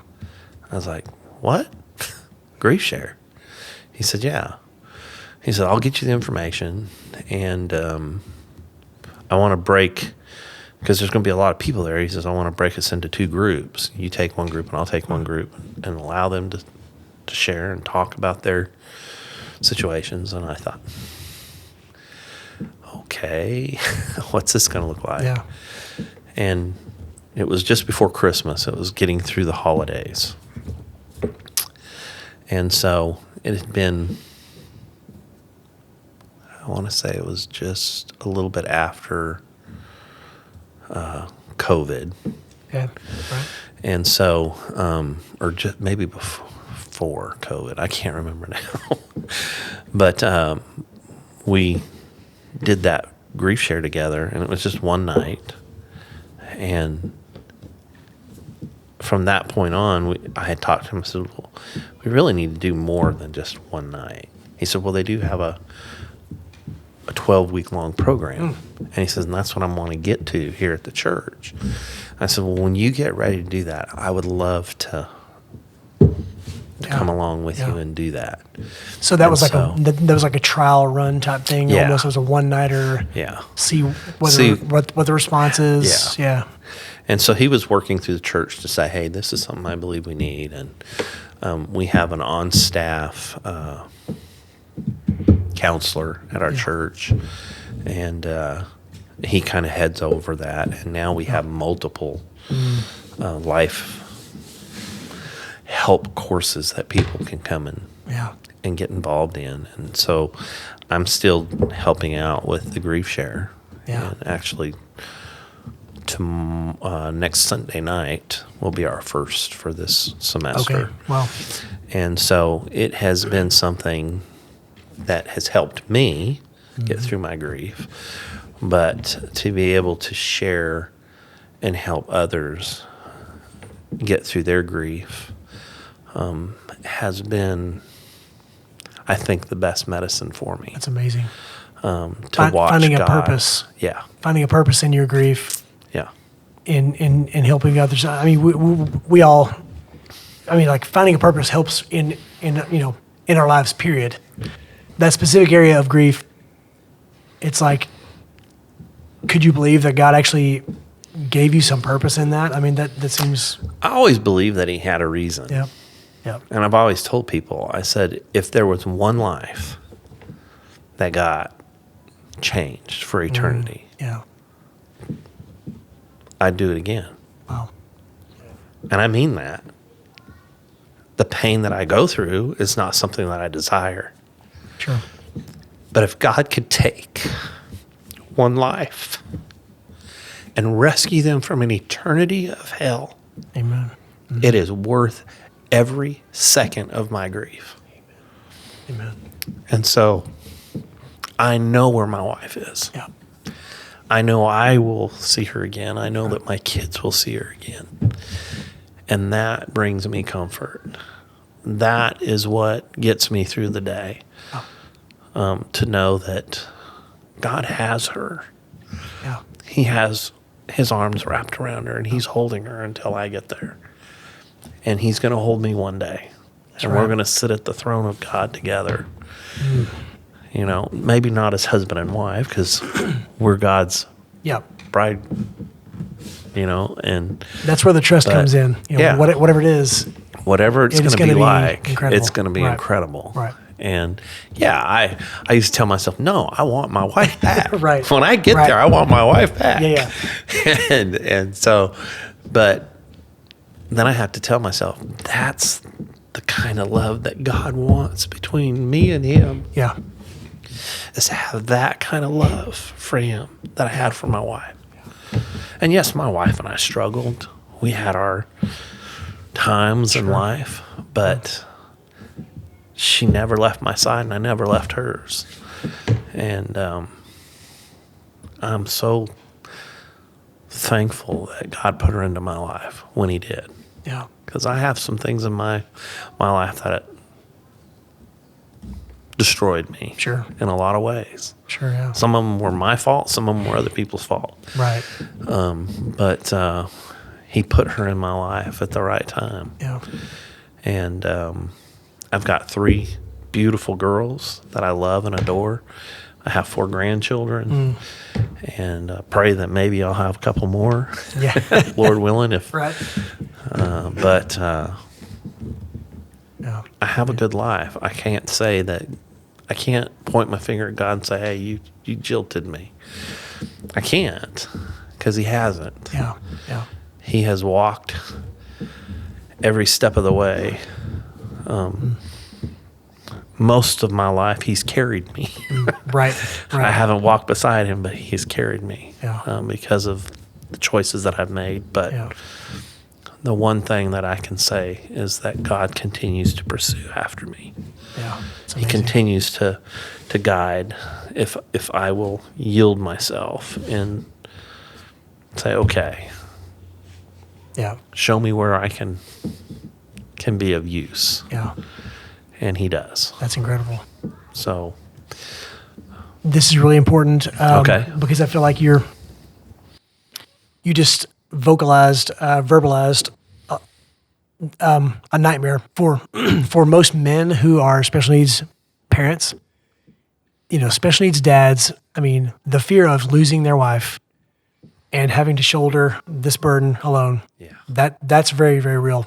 That's a lot of people's nightmares, and you are talking about it. And really, I mean, you just the fact that you say you've lived a good life. I mean, that's just a testament to really your faith in the Lord, because you've lived a life of loss to some degree. I mean, Yeah. you know, having a special needs child. I know it's not really PC to say that, you know, but having a special needs child, when you know something is different, and especially with a diagnosis, there's a loss. You know, you definitely experience a loss there, and and maybe even your loss through that has even helped to prepare you for your loss with your wife. But I just think that you have lived a life well in the midst of hardship and loss. You know, and so. Yeah. I can tell that you haven't leaned on your own strength and understanding, because your vision of being a pilot, and then that kind of being dashed, and then your vision of ministry, and that, I mean, to my understanding, not really fleshing out like you thought it would. Right. I mean, you've experienced a lot of loss in your life. Yeah. You want to talk to? I mean, do you have anything to say to dads who are right in the middle of this feeling of, I can't lose anymore. You know, my life is not like I thought it was going to be. I can't take anymore. Well, I went through that probably back in 2022. Okay. Celine and I were at home, and I was working doing construction. One of the guys in my life group actually had asked if I could come over to his new house that he had bought and was building to see if I could build shelves for him in all of his closets and kind of help finish some things out. And I said, yeah, I can do that. And I had just finished that job, had a brand new nurse that had just started working for Celine at the house that day. And so I had about an hour left of work, and I knew I needed to go to relieve her. And I was like, oh, I don't want to have to come back tomorrow. Right. And so I got on the phone and I said, hey, Joy. I said, this is Steven. I said, if you can't do it, I understand.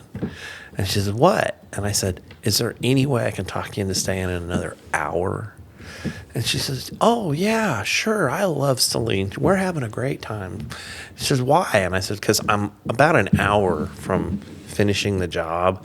I want to get this done so that I don't have to come back tomorrow. Sure. And she says, sure. And so I stayed, finished up, loaded my equipment on the trailer, and I headed home. And it was probably close to 9 o'clock when I got to the house. And I told her, because there were storms brewing all around us and everything, I said, hey, I've been listening to the radio and they're saying there's some pretty big storms, and I want you to go ahead and go. And I said, I don't want to take the time to unload my trailer. I'm just going to back it in the backyard. I had it tarped, and I thought, it's just rain. Yep. All my stuff will be fine. And she said, okay. And she had given me a picture and stuff that she had drawn and whatnot. And she got on the road and left. I told Celine, I said, Celine, I'm going to go take a shower. And she said, I'm hungry. I said, I'll get you some food when I get out of the shower. Yep. I said, Daddy's hungry too. I haven't eaten, so let me go take my shower. And so I went and took my shower, came out, made my food. I'm sitting there, and I wanted to watch the news or watch some television while I was eating my dinner. And so Celine comes around, and she's sitting there, and I'm giving her some of my food, and she's watching the television with me, and she's in her wheelchair and in the living room. And I'm eating, and I guess it was close to, by now, it was getting close to 10:30, almost 11. And my phone starts going ping, ping, ping, ping, ping, ping, ping. I'm like, what in the world? Who is texting me so much? And I pick it up, and it's my oldest daughter, Carly, and my middle daughter, Mariah. And they are just pinging away at me. Dad, answer us. What's going on? Are you okay? And I'm like, what is the problem? Did somebody call him, tell him I was in an accident or something? Yeah. So I texted him. I said, what's going on? I'm fine. What's the problem? And they're like, Dad, have you not been watching? There's a tornado headed for you. And I'm like, what? And so I turned the news on, and I'm watching the news. Well, I was on Channel 7, and Mark Skirdo saying that there was a tornado headed right for downtown Tyler. Okay. That they were following. I said, what are you talking about, you morons? Yeah. I said, there's a tornado headed right for your house, Carly. Oh, wow. No, Dad, they just said, I said, Carly, I'm watching the news right now. Get your fanny in cover. They're saying it's headed right for you. Small windowless interior room. Mark Skirdo, for those who don't know around here, what Mark Skirdo says, it was the gospel for weather, right? Yeah. That's right.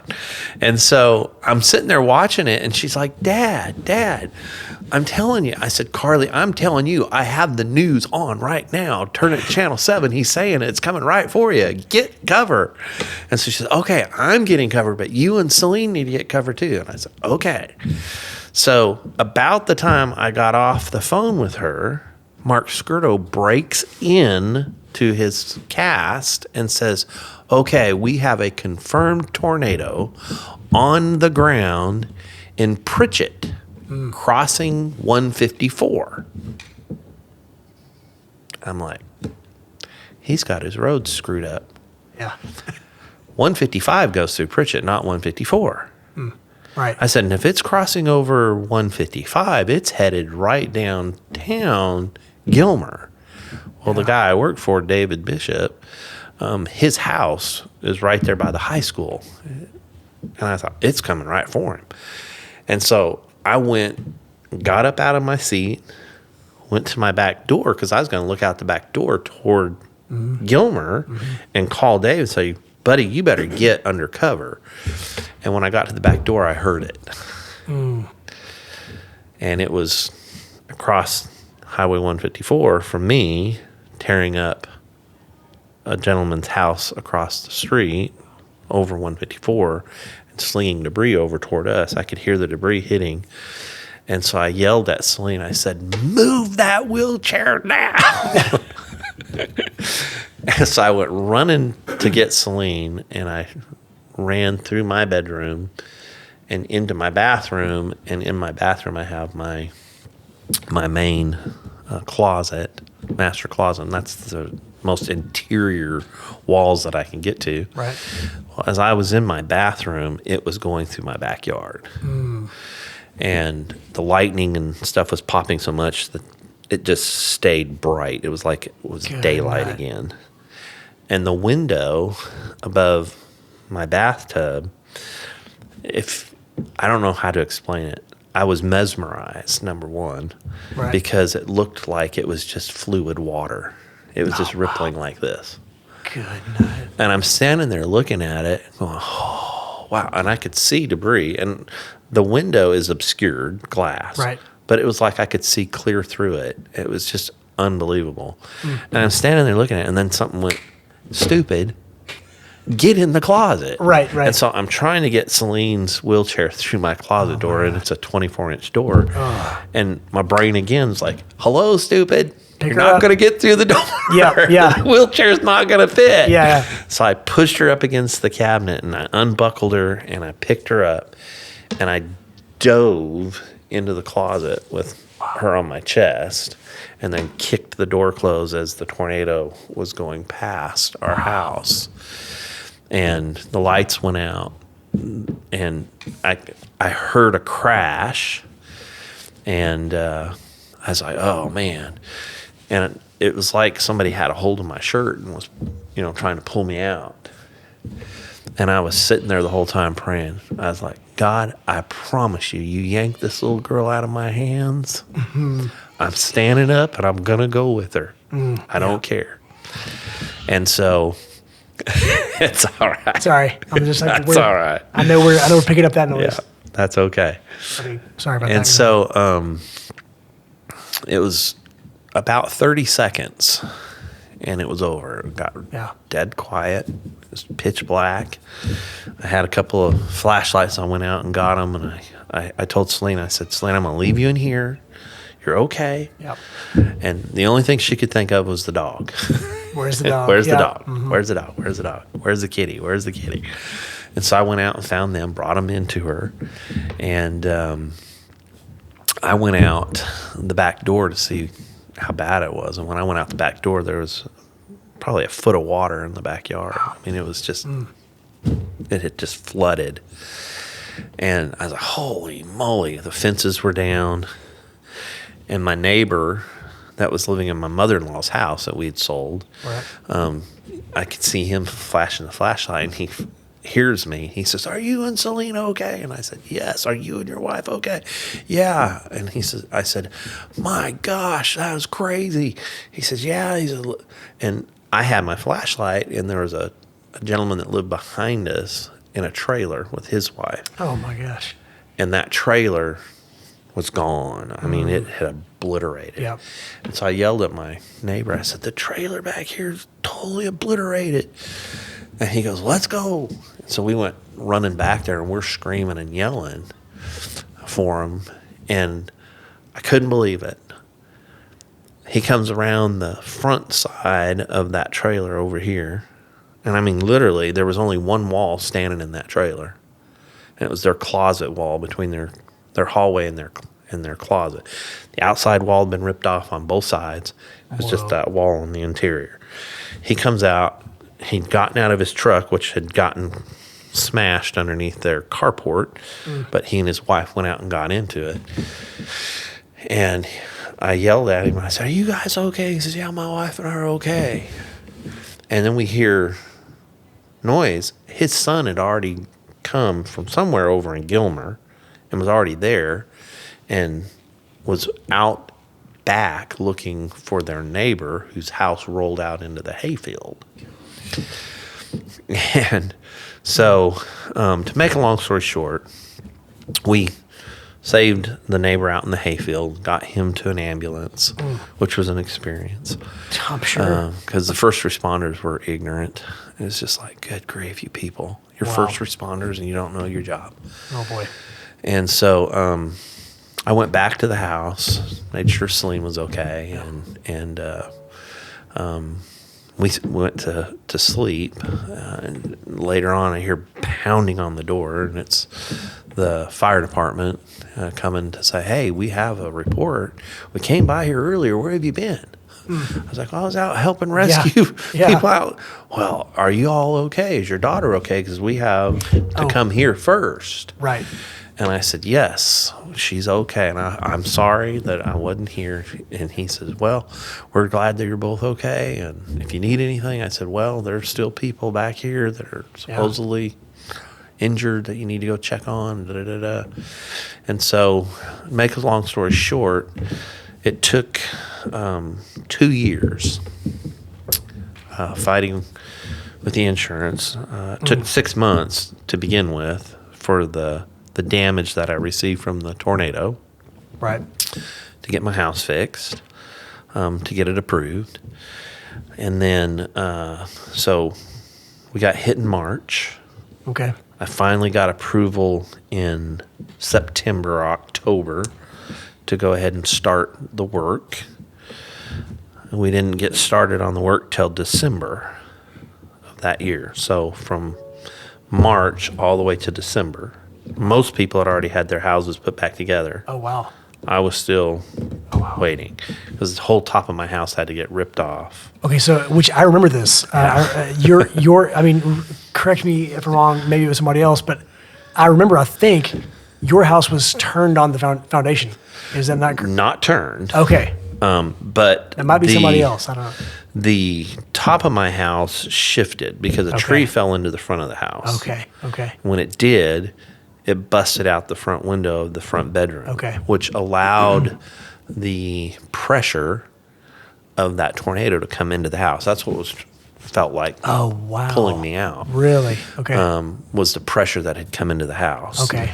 And it lifted, literally was trying to lift the top of my house off. So the rafters up in my attic, some of them snapped and broke, were cracked. A lot of the decking board separated. There were gaps like that much between the deck board and stuff. Well, the insurance agent never even went into my attic when he came out there. Gosh. He wanted to give me $30,000 to fix my house. And I was like, "You're smoking dope, buddy. Yeah. You're somewhere else. Yeah. I do this for a living. I know what I'm talking about." We had spoken to somebody else. We went out after we bought something like some compost or something from somebody that was in line with that. We got to see the damage. I mean, like there was a thin strip of just woods that were just completely just wiped out. You could see the line of that tornado, and it was major.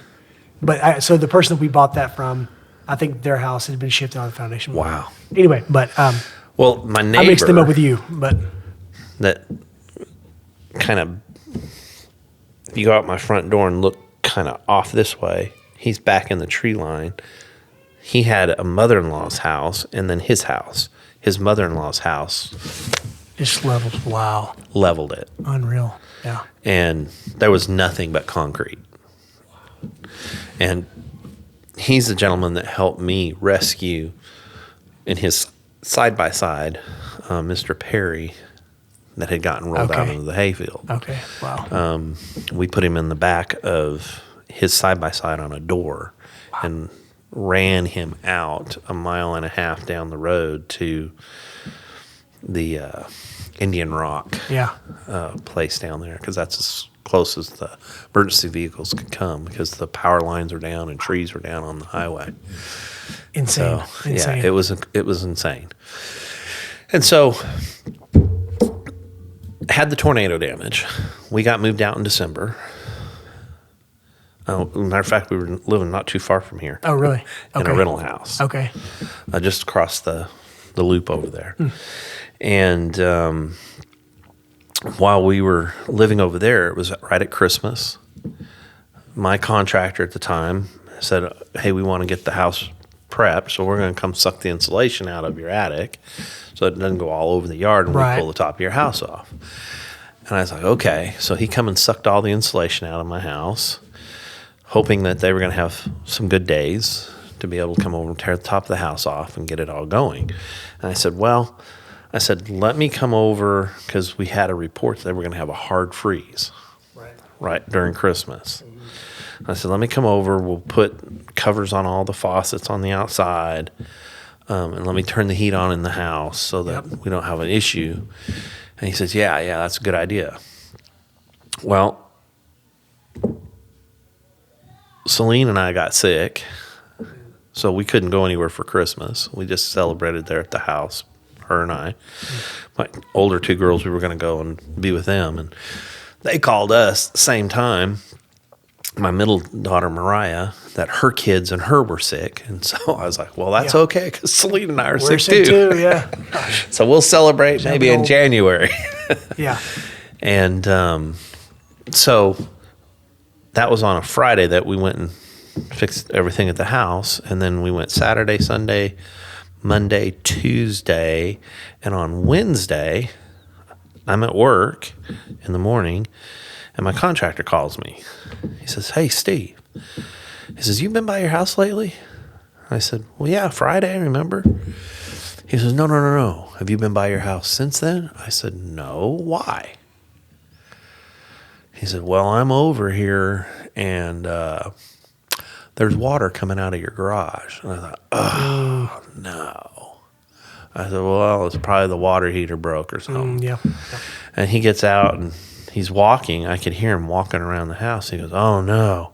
I said, oh, no, what? He goes, I don't know if I should tell you. I said, what? He said, there's water coming out your front door. I was like, what? Oh, no. He said, yeah, it's coming out from under the brick around the house, too. And I was like, oh, my gosh, what? And he's going around the back of the house. He said, oh, no. I said, quit saying, oh, no. Tell me what's going on. He goes, it's coming out the back door, too, Steve. I was like, oh, no. And at that time, I said, well, you idiot, go out front and shut the water off. Yeah. He goes, I don't know where to shut it off. I said, there's two boxes out front. Come on, man. Yeah. I said, one is the meter. I said, and right behind that is the valve. Yep. I said, and it's got a handle on it. All you got to do is just shut it off. So he goes and shuts it off, and he goes, I don't know if I want to go in the house. I said, well, you got to go in the house. Tell me how bad it is. And so he goes and opens the door, and I could hear him sloshing. Oh, man. I was like, is that you sloshing in the water? Oh God. I was like, what? He goes, it's bad. I said, how bad? It's really bad, Steve. Oh, my gosh. And so he's talking to me, and I'm on the phone, and I'm thinking, okay, I'm going to have to leave work. I got to go. Yeah. And he goes, shut up. I go, don't tell me to shut up. He goes, no, be quiet. And he kept shushing me. I was like, stop shushing me. He's like, I'm telling you to shut up. I hear something. What in the world? And he was hearing the water running. Oh. I said, did you not shut it off? Shut up. Jeez. Yes, I shut it off. I said, well, then how's the water run? Shut up. Oh, my And I was gosh, like, dude. okay, I'm being quiet. And he goes off over into my bathroom, and he's like, I think it's in your bathroom. I think a pipe broke in your bathroom. I was like, great. I said, there's water in my bathroom. He says, Steve, there's water through the whole house. I was like, oh, no. And so he comes out, and he's getting ready to come out of my bedroom, and I'm talking to him. He goes, shut up. I was like, quit telling me to shut up. He's like, I hear it. And a little tube on the back of my refrigerator had burst. Oh, wow. And all of my pipes, my water pipes, are under the slab. Yep. Except for one. The builder, which I don't understand why he did it that way, ran the water line to my refrigerator. Goes from my bedroom. There's a faucet on the back wall that goes outside. He connected to that, ran it up the wall, through the attic, down the wall to the refrigerator. Yep. That line froze. It was exposed. Yep. Because he sucked all the insulation out, and so it was exposed. But that line didn't break in the attic. What it done, it's PEX, and so that PEX flexed. Right. And when that ice began to slowly melt, it acted like a plunger, pushed all that pressure against that little pipe on the back of my refrigerator, wow. and it burst. Wow. And it had to have run for at least 2 to 3 days solid. And so when I got there, I think that's when my faith was tested the most, because I was like, God, I cannot take anymore. Yeah. I just can't. Yeah. You know, Yep. I went to my church and told them what was going on, and people are like, Steve, you're like a modern day Job. And I was like, shut up. Don't say that. Yeah. Just shut up. Yeah. I don't want to hear that. I was like, I'm not. Yeah. I said, I cannot take any more. And it's like, I'm done. Yeah. I'm just done. And then it became comical. Then I could start laughing. I was like, you know what? Yeah. God, you got it. Yeah. And I just had to start laughing. Everything after that, I just had to start laughing. Somebody'd come and they'd find out something else had happened with Celine, or something would happen with this. And I'd just laugh. And they're like, how can you laugh at that? And I was like, what else am I supposed to do? Yeah. I can't fix it. Yeah. Yeah. God's the only one that's going to be able to handle this. Yeah. And I was like, so I'm just going to sit back and let God take care of it. And it was that year I hadn't been on a mission trip since my wife passed away. But for whatever reason, God had laid it on my heart that I needed to go back to Africa. Wow. And our church was taking a trip back to Africa. And I was like, this is the year I need to go. And all this was happening. And I was like, okay, I'm going to go. And then Celine turned, 21, 22. And our lovely government in their infinite wisdom, well, she turned 21. Take that back. She was turning 21. And their infinite wisdom, everything's supposed to stay the same, right? Sure. That's what they tell you the whole time that they're pediatric and peds. And you'll get to keep your doctors. You'll get to keep your nurses. You'll get to keep everything. Nothing's going to change. We just transfer them over into the adult care. Lie through their teeth. Wow. And they're supposed to help us get all prepared for all that. I done all the paperwork. I done everything they asked me to do. She turns 21. Pew, I lost everything. Her nursing, pediatric home health, can't take care of her anymore. She's not a PD anymore. She's an adult. She has to get transferred to an adult care. What? Okay. Why didn't you tell me that? Right. Right. They told me I could keep you guys. Oh, no. Government won't pay us because we're PD. Right. What? Right. So It's almost better, like, just don't tell me it's going to be the Yeah. same. Just tell me it's going to be terrible. Exactly. So I can prepare for it, And so I went from there having care 1 week to not having anything. Lost all my nurses. Being told, oh, it'll take a little bit of time, but we'll get you some help coming. I was making phone calls week in and week out. I didn't work from April 8th when she lost her care. Well, I take that back. It was at the end of April because they kept her care till the end of April. It was May. 1st of May, I lost everything. Right. And so, but her nurse quit working for me. She just left, said, I can't do it anymore. before that all happened. Oh, So right after she turned 21, about a couple of weeks after or a week after she quit, oh man. said she couldn't take care of Selena anymore, just out of the clear blue. Wow. And she had some health issues. I've talked to her since, and she Yeah. was just devastated by it all. I said, it's okay. And so I went from April, May, June, July, August, September, with literally no help. None. I hired a nursing agency. They were out of Texarkana. They sent a nurse from Texarkana. I'm like, what are you doing? Yeah. Come on. You think she's going to stay working for me driving that far every day? Right. Are you crazy? All right. And she did. She stayed a week and she quit. And so I was like, this is so stupid. And so they hired somebody else. She didn't work out. I mean, it was just back and forth, back and forth, back and forth. And I finally got a hold of Maxim. Maxim was looking for help. Finally got a nurse, and that was in September. Started her. And I've gone through probably 7 nurses through Maxim now. Oh, wow. I finally have a good nurse. I'm praying. Right. Please stay. Yeah. Please stay. Please stay with it. And her name is Kim, and she's been great. But I had a really good nurse that was working with her. Her name was Jackie. Jackie works at the church just out here on the Loop. Oh, okay. And as a children's minister there or something. And on Wednesdays, helping out with that. But she was over there back in April, and they were doing something. Easter, I think, around Easter.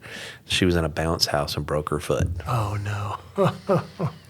I was like, Jackie, Come on, Jackie. you're too old to be in a bounce house. We need you, Jackie.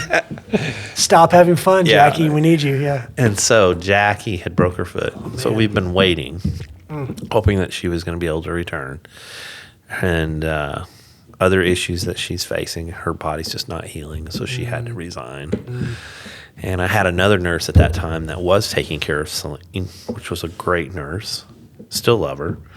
But just out of the clear blue, just quit. Wow. So that she wasn't going to do it anymore. And left so- us high and dry. No, nobody talks about really the impact this has on Celine, because she gets yeah. to know these people. Absolutely. And she doesn't understand why did so-and-so quit? You know, Yeah. why do I not see so-and-so anymore? You know? Yeah. And she does. She asks for weeks after. Weeks after. So hard. When's so-and-so come back? When's this person come back? I need them to come back. And I was like, Celine, I understand. And so she's very clingy at times because she has lost so much. Sure. When her mother died, her 2 sisters had moved out of the house. Yeah. Yeah. And that was a experience in itself. And so it's been her and I. Yeah. And so my mom and sister come out as much as they possibly can. We've gone on vacations with them ever since. Yeah. And my sister,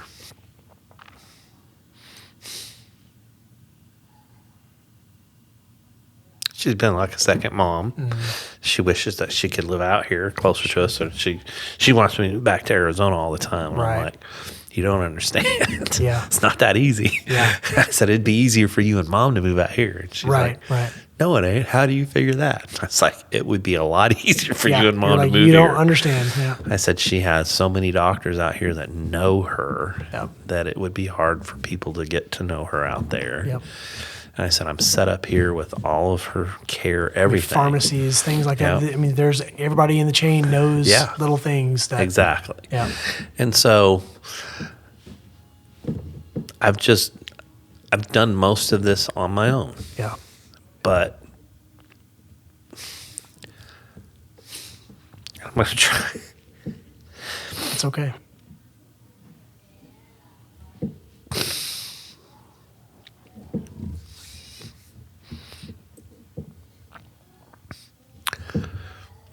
My second family is my church.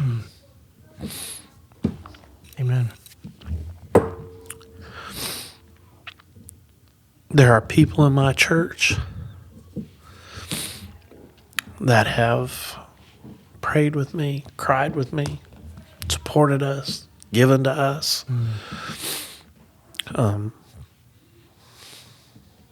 I couldn't do it without them. Yeah. They love Celine. And they have taken such good care of her. And so,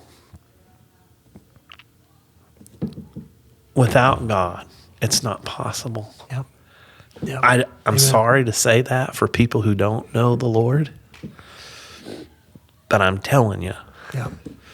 you can't do this. Not right. Right. Without having a relationship with a God who already knows the outcome. Yeah. He already knows what I'm going to face. He already knows the struggles that I'm going to go through. And he already has a plan.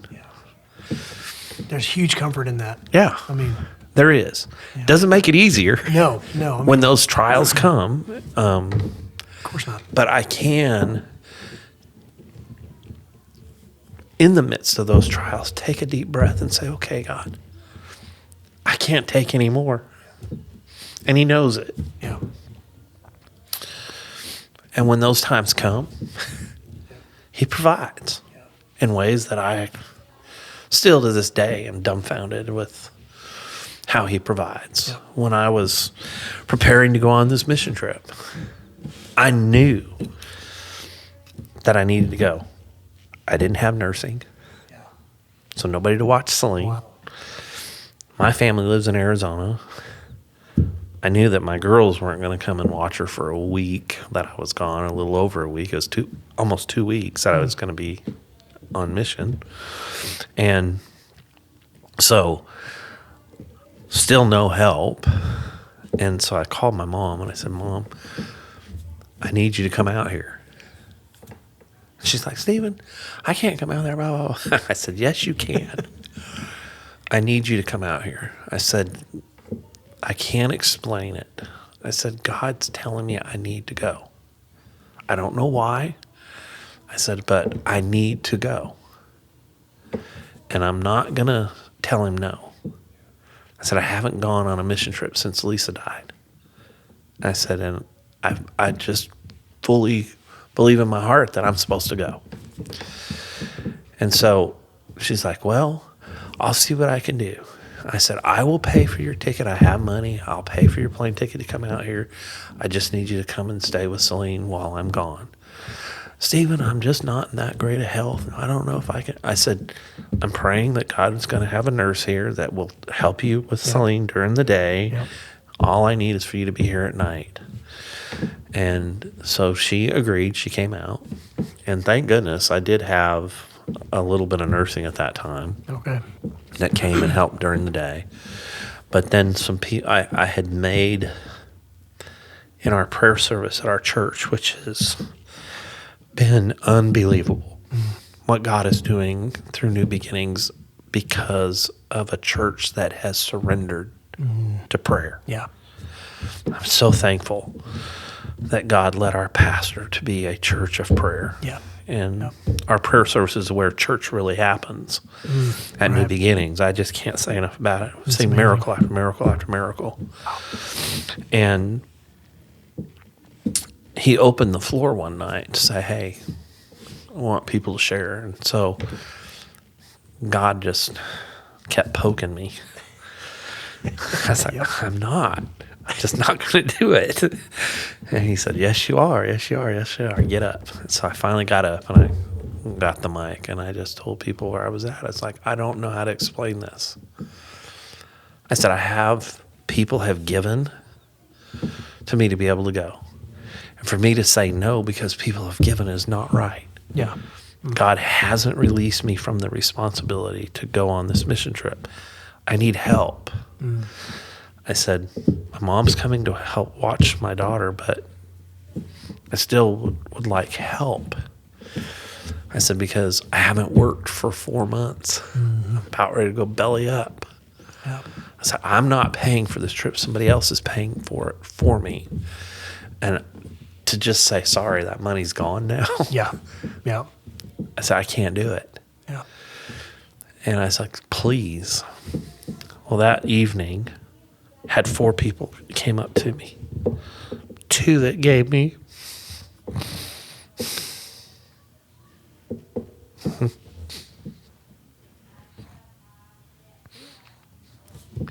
financial money to help. One beautiful lady came and said, "Hey, I want to help when you go on your trip. I can help come over and help your mom with Celine." wow. And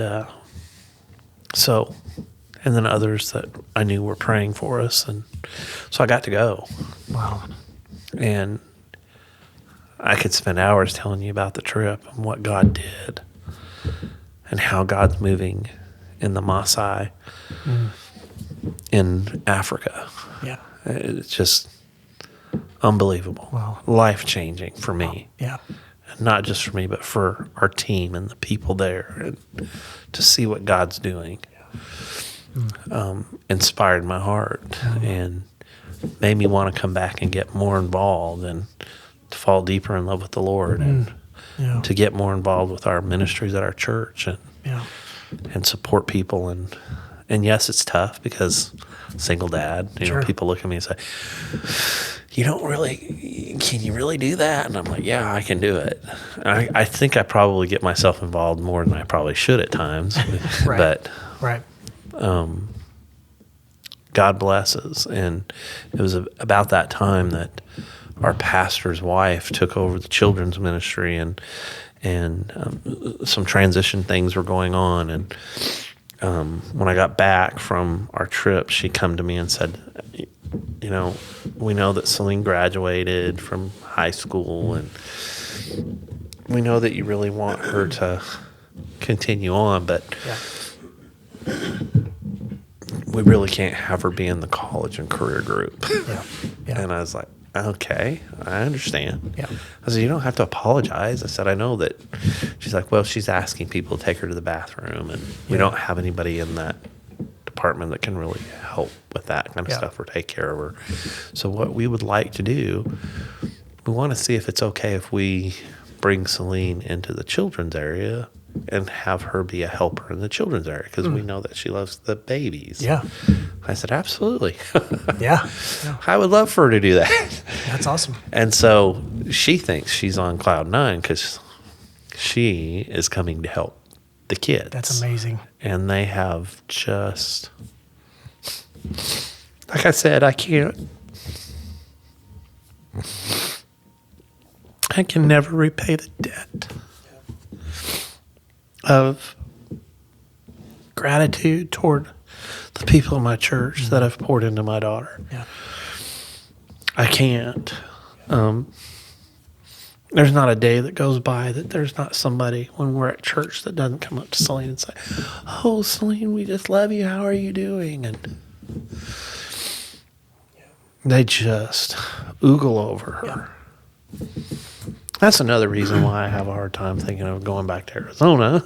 Right, sure. Yeah. Not that there wouldn't be people there that would do the same thing, but we have developed, this is a family outside of my immediate family that I just can't turn the switch and turn it off. Yeah.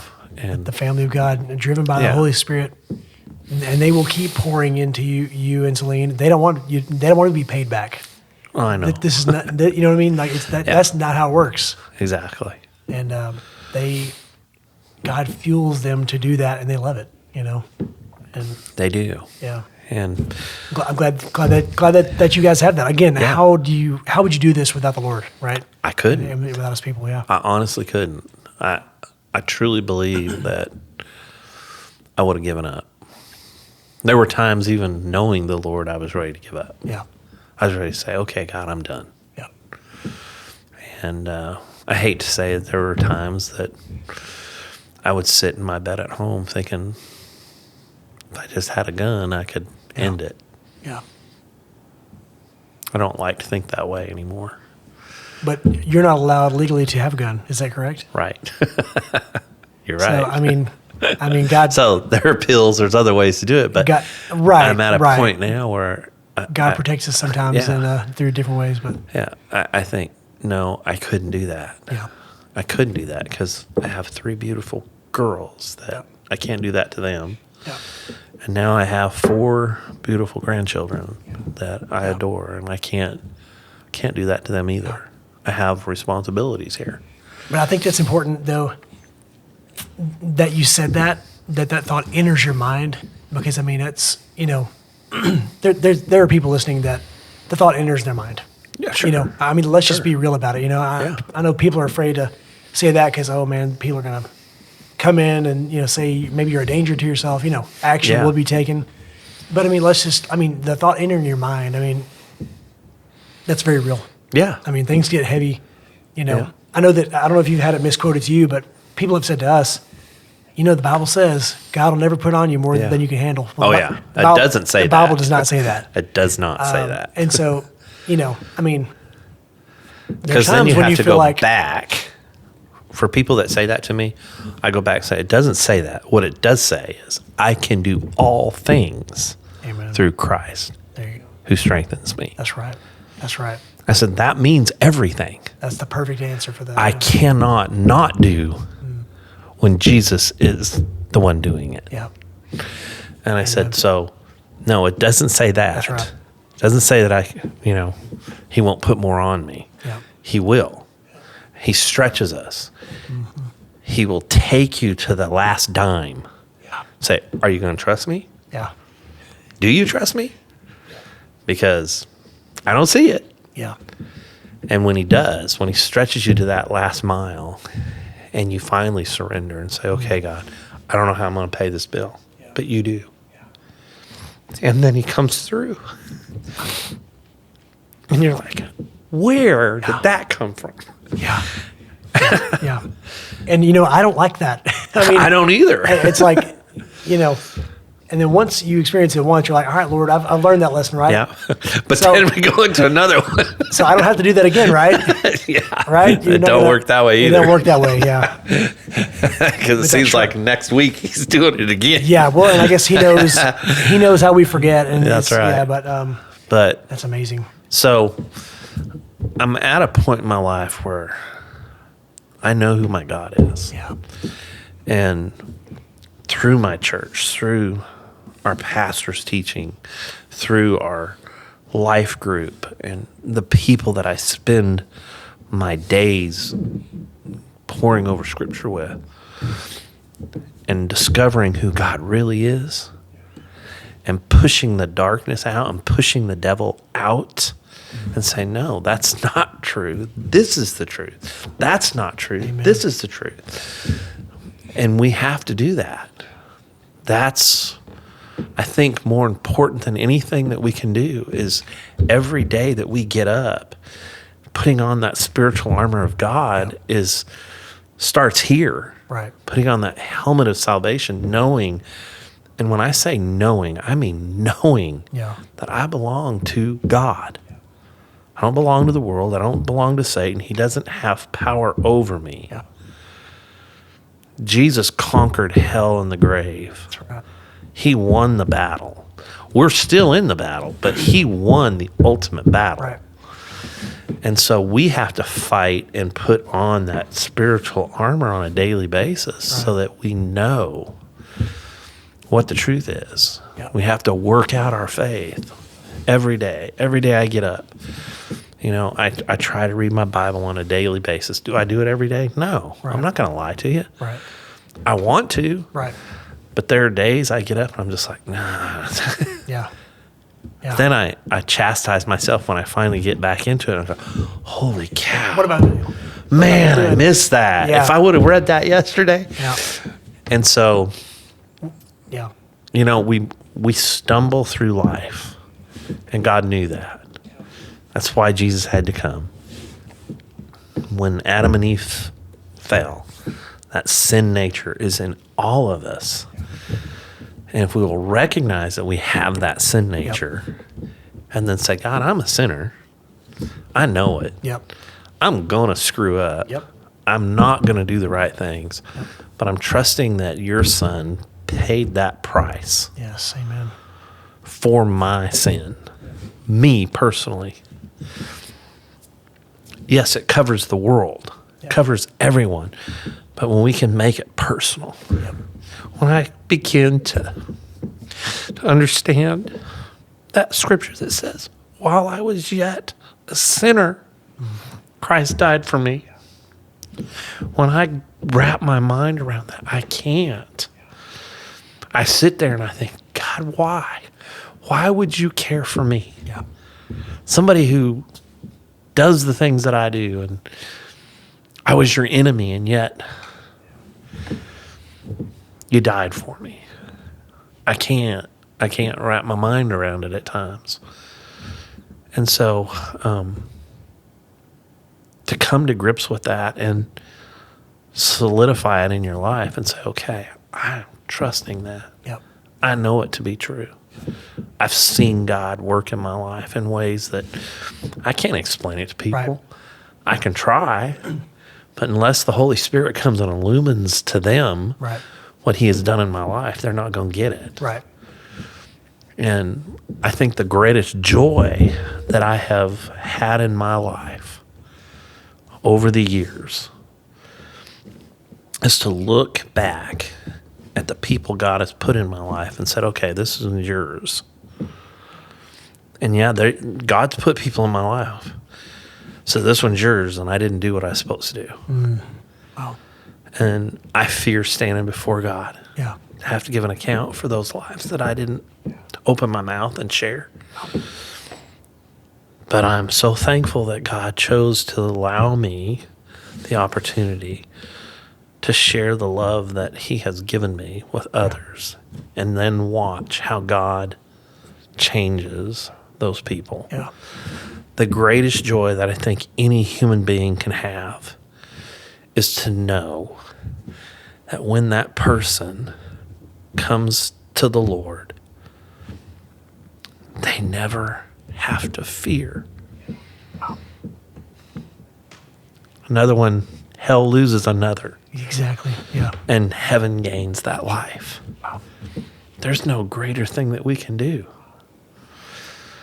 And so how can we not share? Why are we not chasing that? Yeah, why are we not? Why are we not opening our mouths? And a lot of fear. A lot of fear, a lot of distraction, a lot of busyness. Yep. At church last Sunday, there was a message given about being busy, and it was just right on the nose for me. And I thought, man, that's what, Satan will keep you busy. buddy. If Satan can keep you busy, he's pretty much got you. Yeah. You know, a wise professor that I had at seminary, I went through a lot in seminary. Yep. I had gone down and taken a position in Palestine as a youth pastor. Yep. Was there 9 months and then got let go. Yep. And came back to the seminary. And I'll never forget, I walked in, the intentional interim pastor at the church down there in Palestine. It was another God thing, how God orchestrated and worked everything out. He'd gone and called the seminary, got a hold of one of my professors up there and said, hey, Steven needs to come back. What can you do to help him get back in? Because it was way past when I was supposed to get all my paperwork turned in and everything else. He's like, you just tell him to come to the office. We got it. Tell him to get up here tomorrow. And so he came. I got let go. I came up. Yeah. Went to seminary. I walked in the front door. I walked into the administration office and said, hey, I need a application to fill out to get my classes. She's like, what? The girl's like, no. You're way past when you're supposed to be. And she says, and what's your name? And I told her, I said, my name is Steven Phippen. She goes, oh, wait a minute. Hold on just a second. She starts getting all this stuff together. She says, we've been expecting you. And she starts pulling everything and handing it to me. She says, you need to go down, and they're expecting you down. And Dr. McQuitty was the financial gentleman. And so I went down to his office, and I walked into his office, and as soon as I walked in, his secretary says, we've been expecting you to see. We're so glad to see you back. I'm like, What? you're glad to see me? I said, how can you be glad to see me? I'm coming in here to beg for money. Yeah, really. And she says, no, it's okay. We're so glad that you're back. Dr. McQuitty is expecting you. And I thought, okay. So I walked into his office and I sat down, and his mind just, he was an incredible man. Started looking at everything, looking at his things. He says, all right, now, how many more hours do you have before you graduate? And I told him, I think I had, let's see, 16 plus 1, 2, 3, 4. So 2, 4, 6 plus 16 and 16, 32. I think I had like 36 hours left. Yep. Or maybe 38, something like that, 36 Yep. or 38 hours. So he's processing all this. He says, well, do you think you want to try and get graduated in May? And I was like, oh, no, I can't graduate in May. There's no way. Yeah. There's no way. I have 38 hours or whatever, how many hours. He says, well, how many hours have you been taking? I would only take 12 because back then you only got 2 credits for every course you took. Oh, wow. There's just a couple of courses that you get 3 hours, but you had to go 3 hours during the week. Gotcha. And so I was like, oh, no, I can't No do way. that. He goes, okay, the church has agreed to pay your salary through December, right? I was like, yeah. He goes, okay, so why don't you do this semester? He's like, go ahead and take a full load, which is 16 hours. Yep. That's 8 classes. Wow. I was like, I don't know, Dr. Yeah. McQueen. I just don't know. And he's working all this out. And he says, if you do 8 classes and then you could do 3 I terms, 2 or 3, I think it was 2 I terms, which were 2 hours each. And they're a week long during the break between Oh, wow. fall semester and spring semester. Jeez. He's like, and then you did another 16 hours in the spring, you could graduate in May. I'm sitting there You're going, like, oh, man. I don't know. This ain't gonna work. I don't know, Dr. McQueen. And he says, well, let's look at that. And he looked at me, he said, how are you feeling right now? I said, well, I'm feeling pretty unappreciated. Yeah. He says, I want you to look over here. I looked over there, and he had this little plaque on the wall in a frame, and it was needlepoint. And his wife had needlepointed this. Okay. And it simply said, you can't keep a good man down. And I was like, okay. Can't keep a good man down. He says, exactly. I said, exactly what? He says, Steven, he's like, I've watched you. You've been here. This will be your 7th year. You came in 94. You're going to graduate in 2000 if we can get you graduated. Or, yeah, that's 7, yeah. 6 or 7 years, whatever it was. And I said, okay. And he says, I've watched you walk this line. He said, in every semester, you've had to come in and it's gotten a little tougher and you've gone through a lot. He's like, can't keep a good man down. He says, I went through da-da-da, and he explains to me why his wife admitted that. And he had gone through a similar situation where he'd gotten let go from a church and was feeling pretty low. And so he said, you can't keep a good man down. And I said, okay. He says, I'm going to ask you something. He said, do you think Satan goes after people that he's not afraid of? I said, what do you mean? He said, I've watched you. He said, every year you've gone through something a little tougher. Little tougher, little tougher, little tougher. He said, here you are again. You're coming in here. It's going to be a tough year. He's like, I'm telling you, Satan's afraid of you. He said, I expect something great out of you. And I was like, Wow. What? He's like, I would be more concerned if nothing was going on That's right. in your life. Yep. Yep. I'd be more concerned. He's like, I know that God's got something in store for your life. And so it really impacted me. Yeah. It really changed the way I looked at life. And I tell people that all the time now. Yeah. If something's not going on in your life, if Satan's not attacking you in some way or another, he's not afraid of you. You don't have a intimate personal relationship like you should with the Lord. Right. The closer we draw into God, the more attacks we're going to receive. That's right. Because Satan doesn't want that relationship to flourish. Sure. He doesn't want us to be what God wants us to be. You're a target for a reason. I mean, That's there's, right. Like, there's no reason to, hey, let that one go. Yep. That's why I can't stand Not a threat. televangelists that will say, if you just buddy. follow Jesus, it's going to be great. Man, you're going to get all this, and you're going to have wealth, and you're going to have that, name it, claim it type stuff. Yep. I don't believe that. Twisting scripture. Yeah. And I think They scripture, twist it. I think scripture warns about that, It does. Yeah. Yeah. So I think the joy that I have in life is knowing that, kind of like Paul, I'm not perfect. I look at my sins in my life and I'm horrified of standing before a God who's holy and just at the things that I've done in my life. But I also know that he's not going to see them. Yeah. Yeah. I believe wholeheartedly with everything that is in me that what Jesus said, that he will wash me white as snow, that his blood covers me, that when I go and I confess and I say, God, I'm truly, honestly coming before you and asking for your forgiveness for what I've done, that he forgives me. Doesn't mean that the consequences aren't there. Right. I still have the consequences for my sin. Right. But when I stand before a holy and just God and Satan says, see, he's this, and God's going to say, what are you talking about? I don't see that. I don't see any of that. I don't see it. I see my child before me. That's the beauty of the gospel. That's incredible.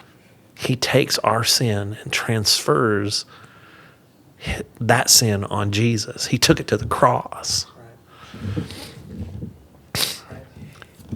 I can't get over that. Yeah. Yeah. And I don't think that you should, No. You've spoken so many times tonight about things that you don't understand. God never asks us to understand or expects it. He actually tells us, my ways are higher than your ways. My thoughts are higher than yours. And so part of that faith is just going, all right, Lord, I don't understand. Yeah. But I know that you've got this, It's good not to take the gospel message flippantly, the fact that it weighs on you tells me that you're seeing it rightly, seeing it for what it really is. So yeah. it's But I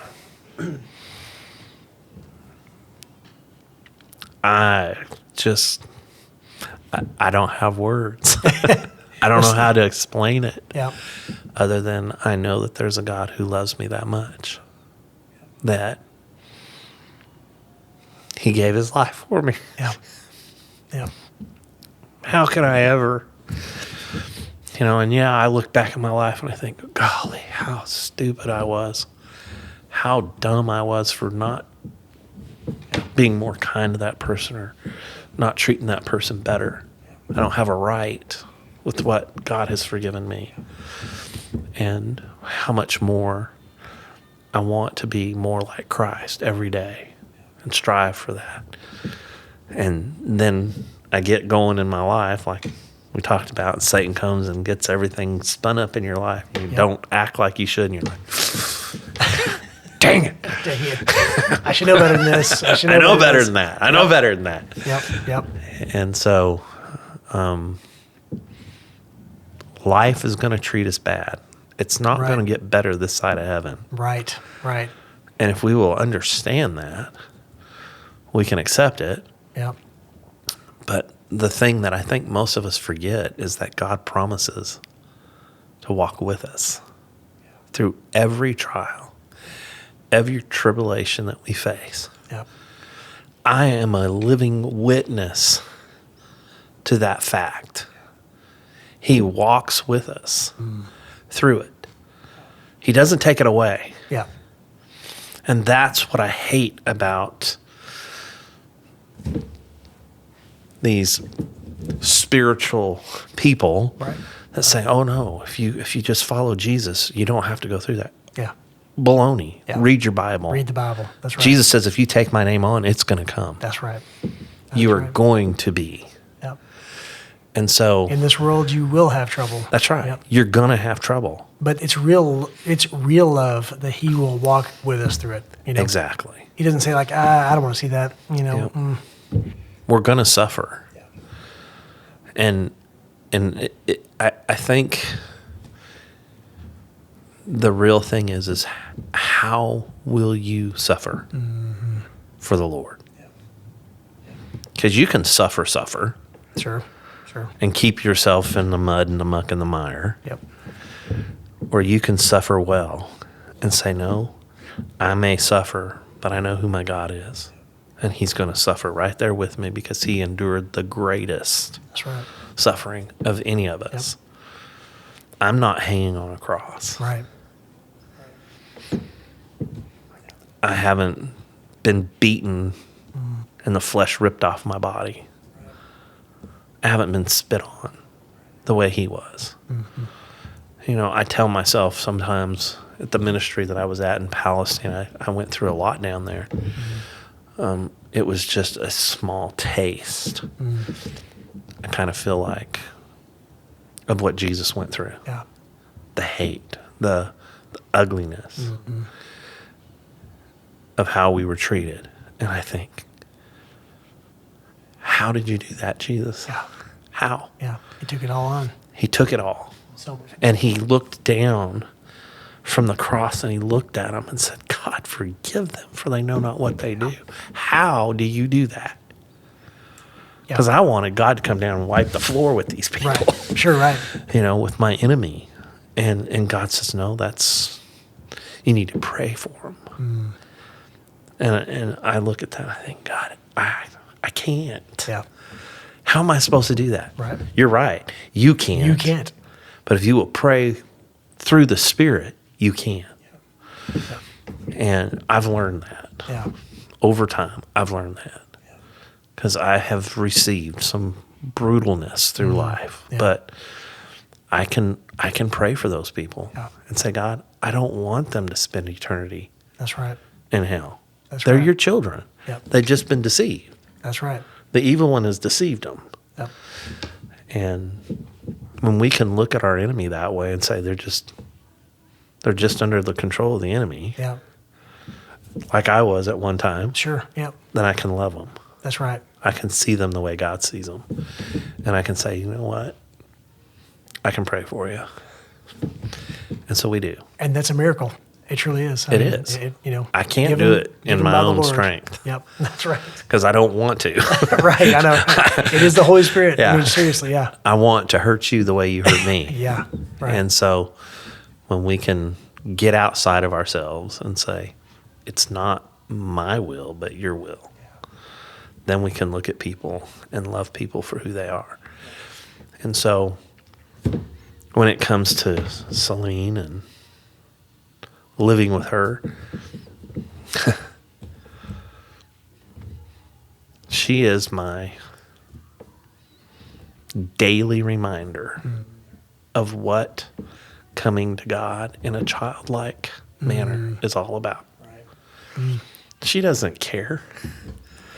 She loves everybody. Yeah. Right. Even the people that hurt her, she Yeah. will look at them and say, I love you. Wow. I love you. That's She's so incredible. giving. Yeah. And yeah, she has a selfish side sometimes. Sure. She has a little ugliness sometimes, Sure. but she just loves people. She doesn't meet a stranger, which kind of frightens me at times. Sure. She invites everybody to our house. You Right. come to my house. Right. You come to my house. my It's like, gosh. Celine, stop. Come on, stop. One of these days, one of these people are going to take you up on it. You're not invited. You're actually uninvited. Yeah. We get on the plane when we go places to fly, and she's making friends with the person sitting next to her, and before long she's got their phone and she's going through their pictures. I'm like, you don't have to do that. Oh yes, I do. And people give her stuff. But what a and it's gift, like, What yeah. a gift that I mean, That's what I want people to understand is special needs are God's gift to us, to the world, because they see the world so much differently than what we do. They're not worried about what people think about them. Right. No, not in the least. Not at all. No. Yeah. Can their feelings be hurt? Oh, absolutely. Sure. But let me tell you something. They're going to love you regardless. Yeah. And that's what I love about.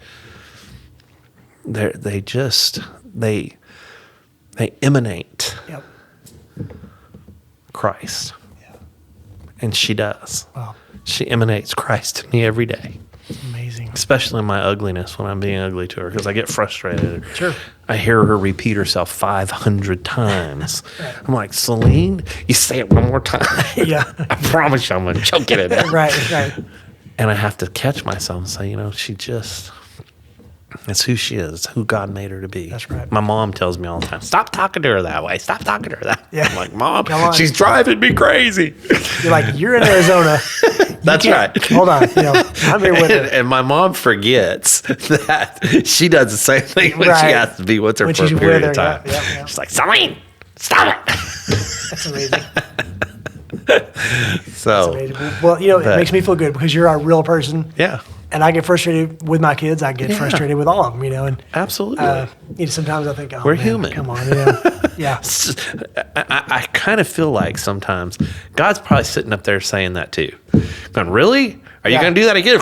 Yeah, really? I know. I wish I could Okay, whack you. stupid. I know, right? Yep. I deserve to get the whack many yeah. times. So, Steven, we better wrap this up, man. Celine's probably ready to go home. She's down there hanging out with my kids. absolutely. Your tired of kids my probably kids. need to go to bed.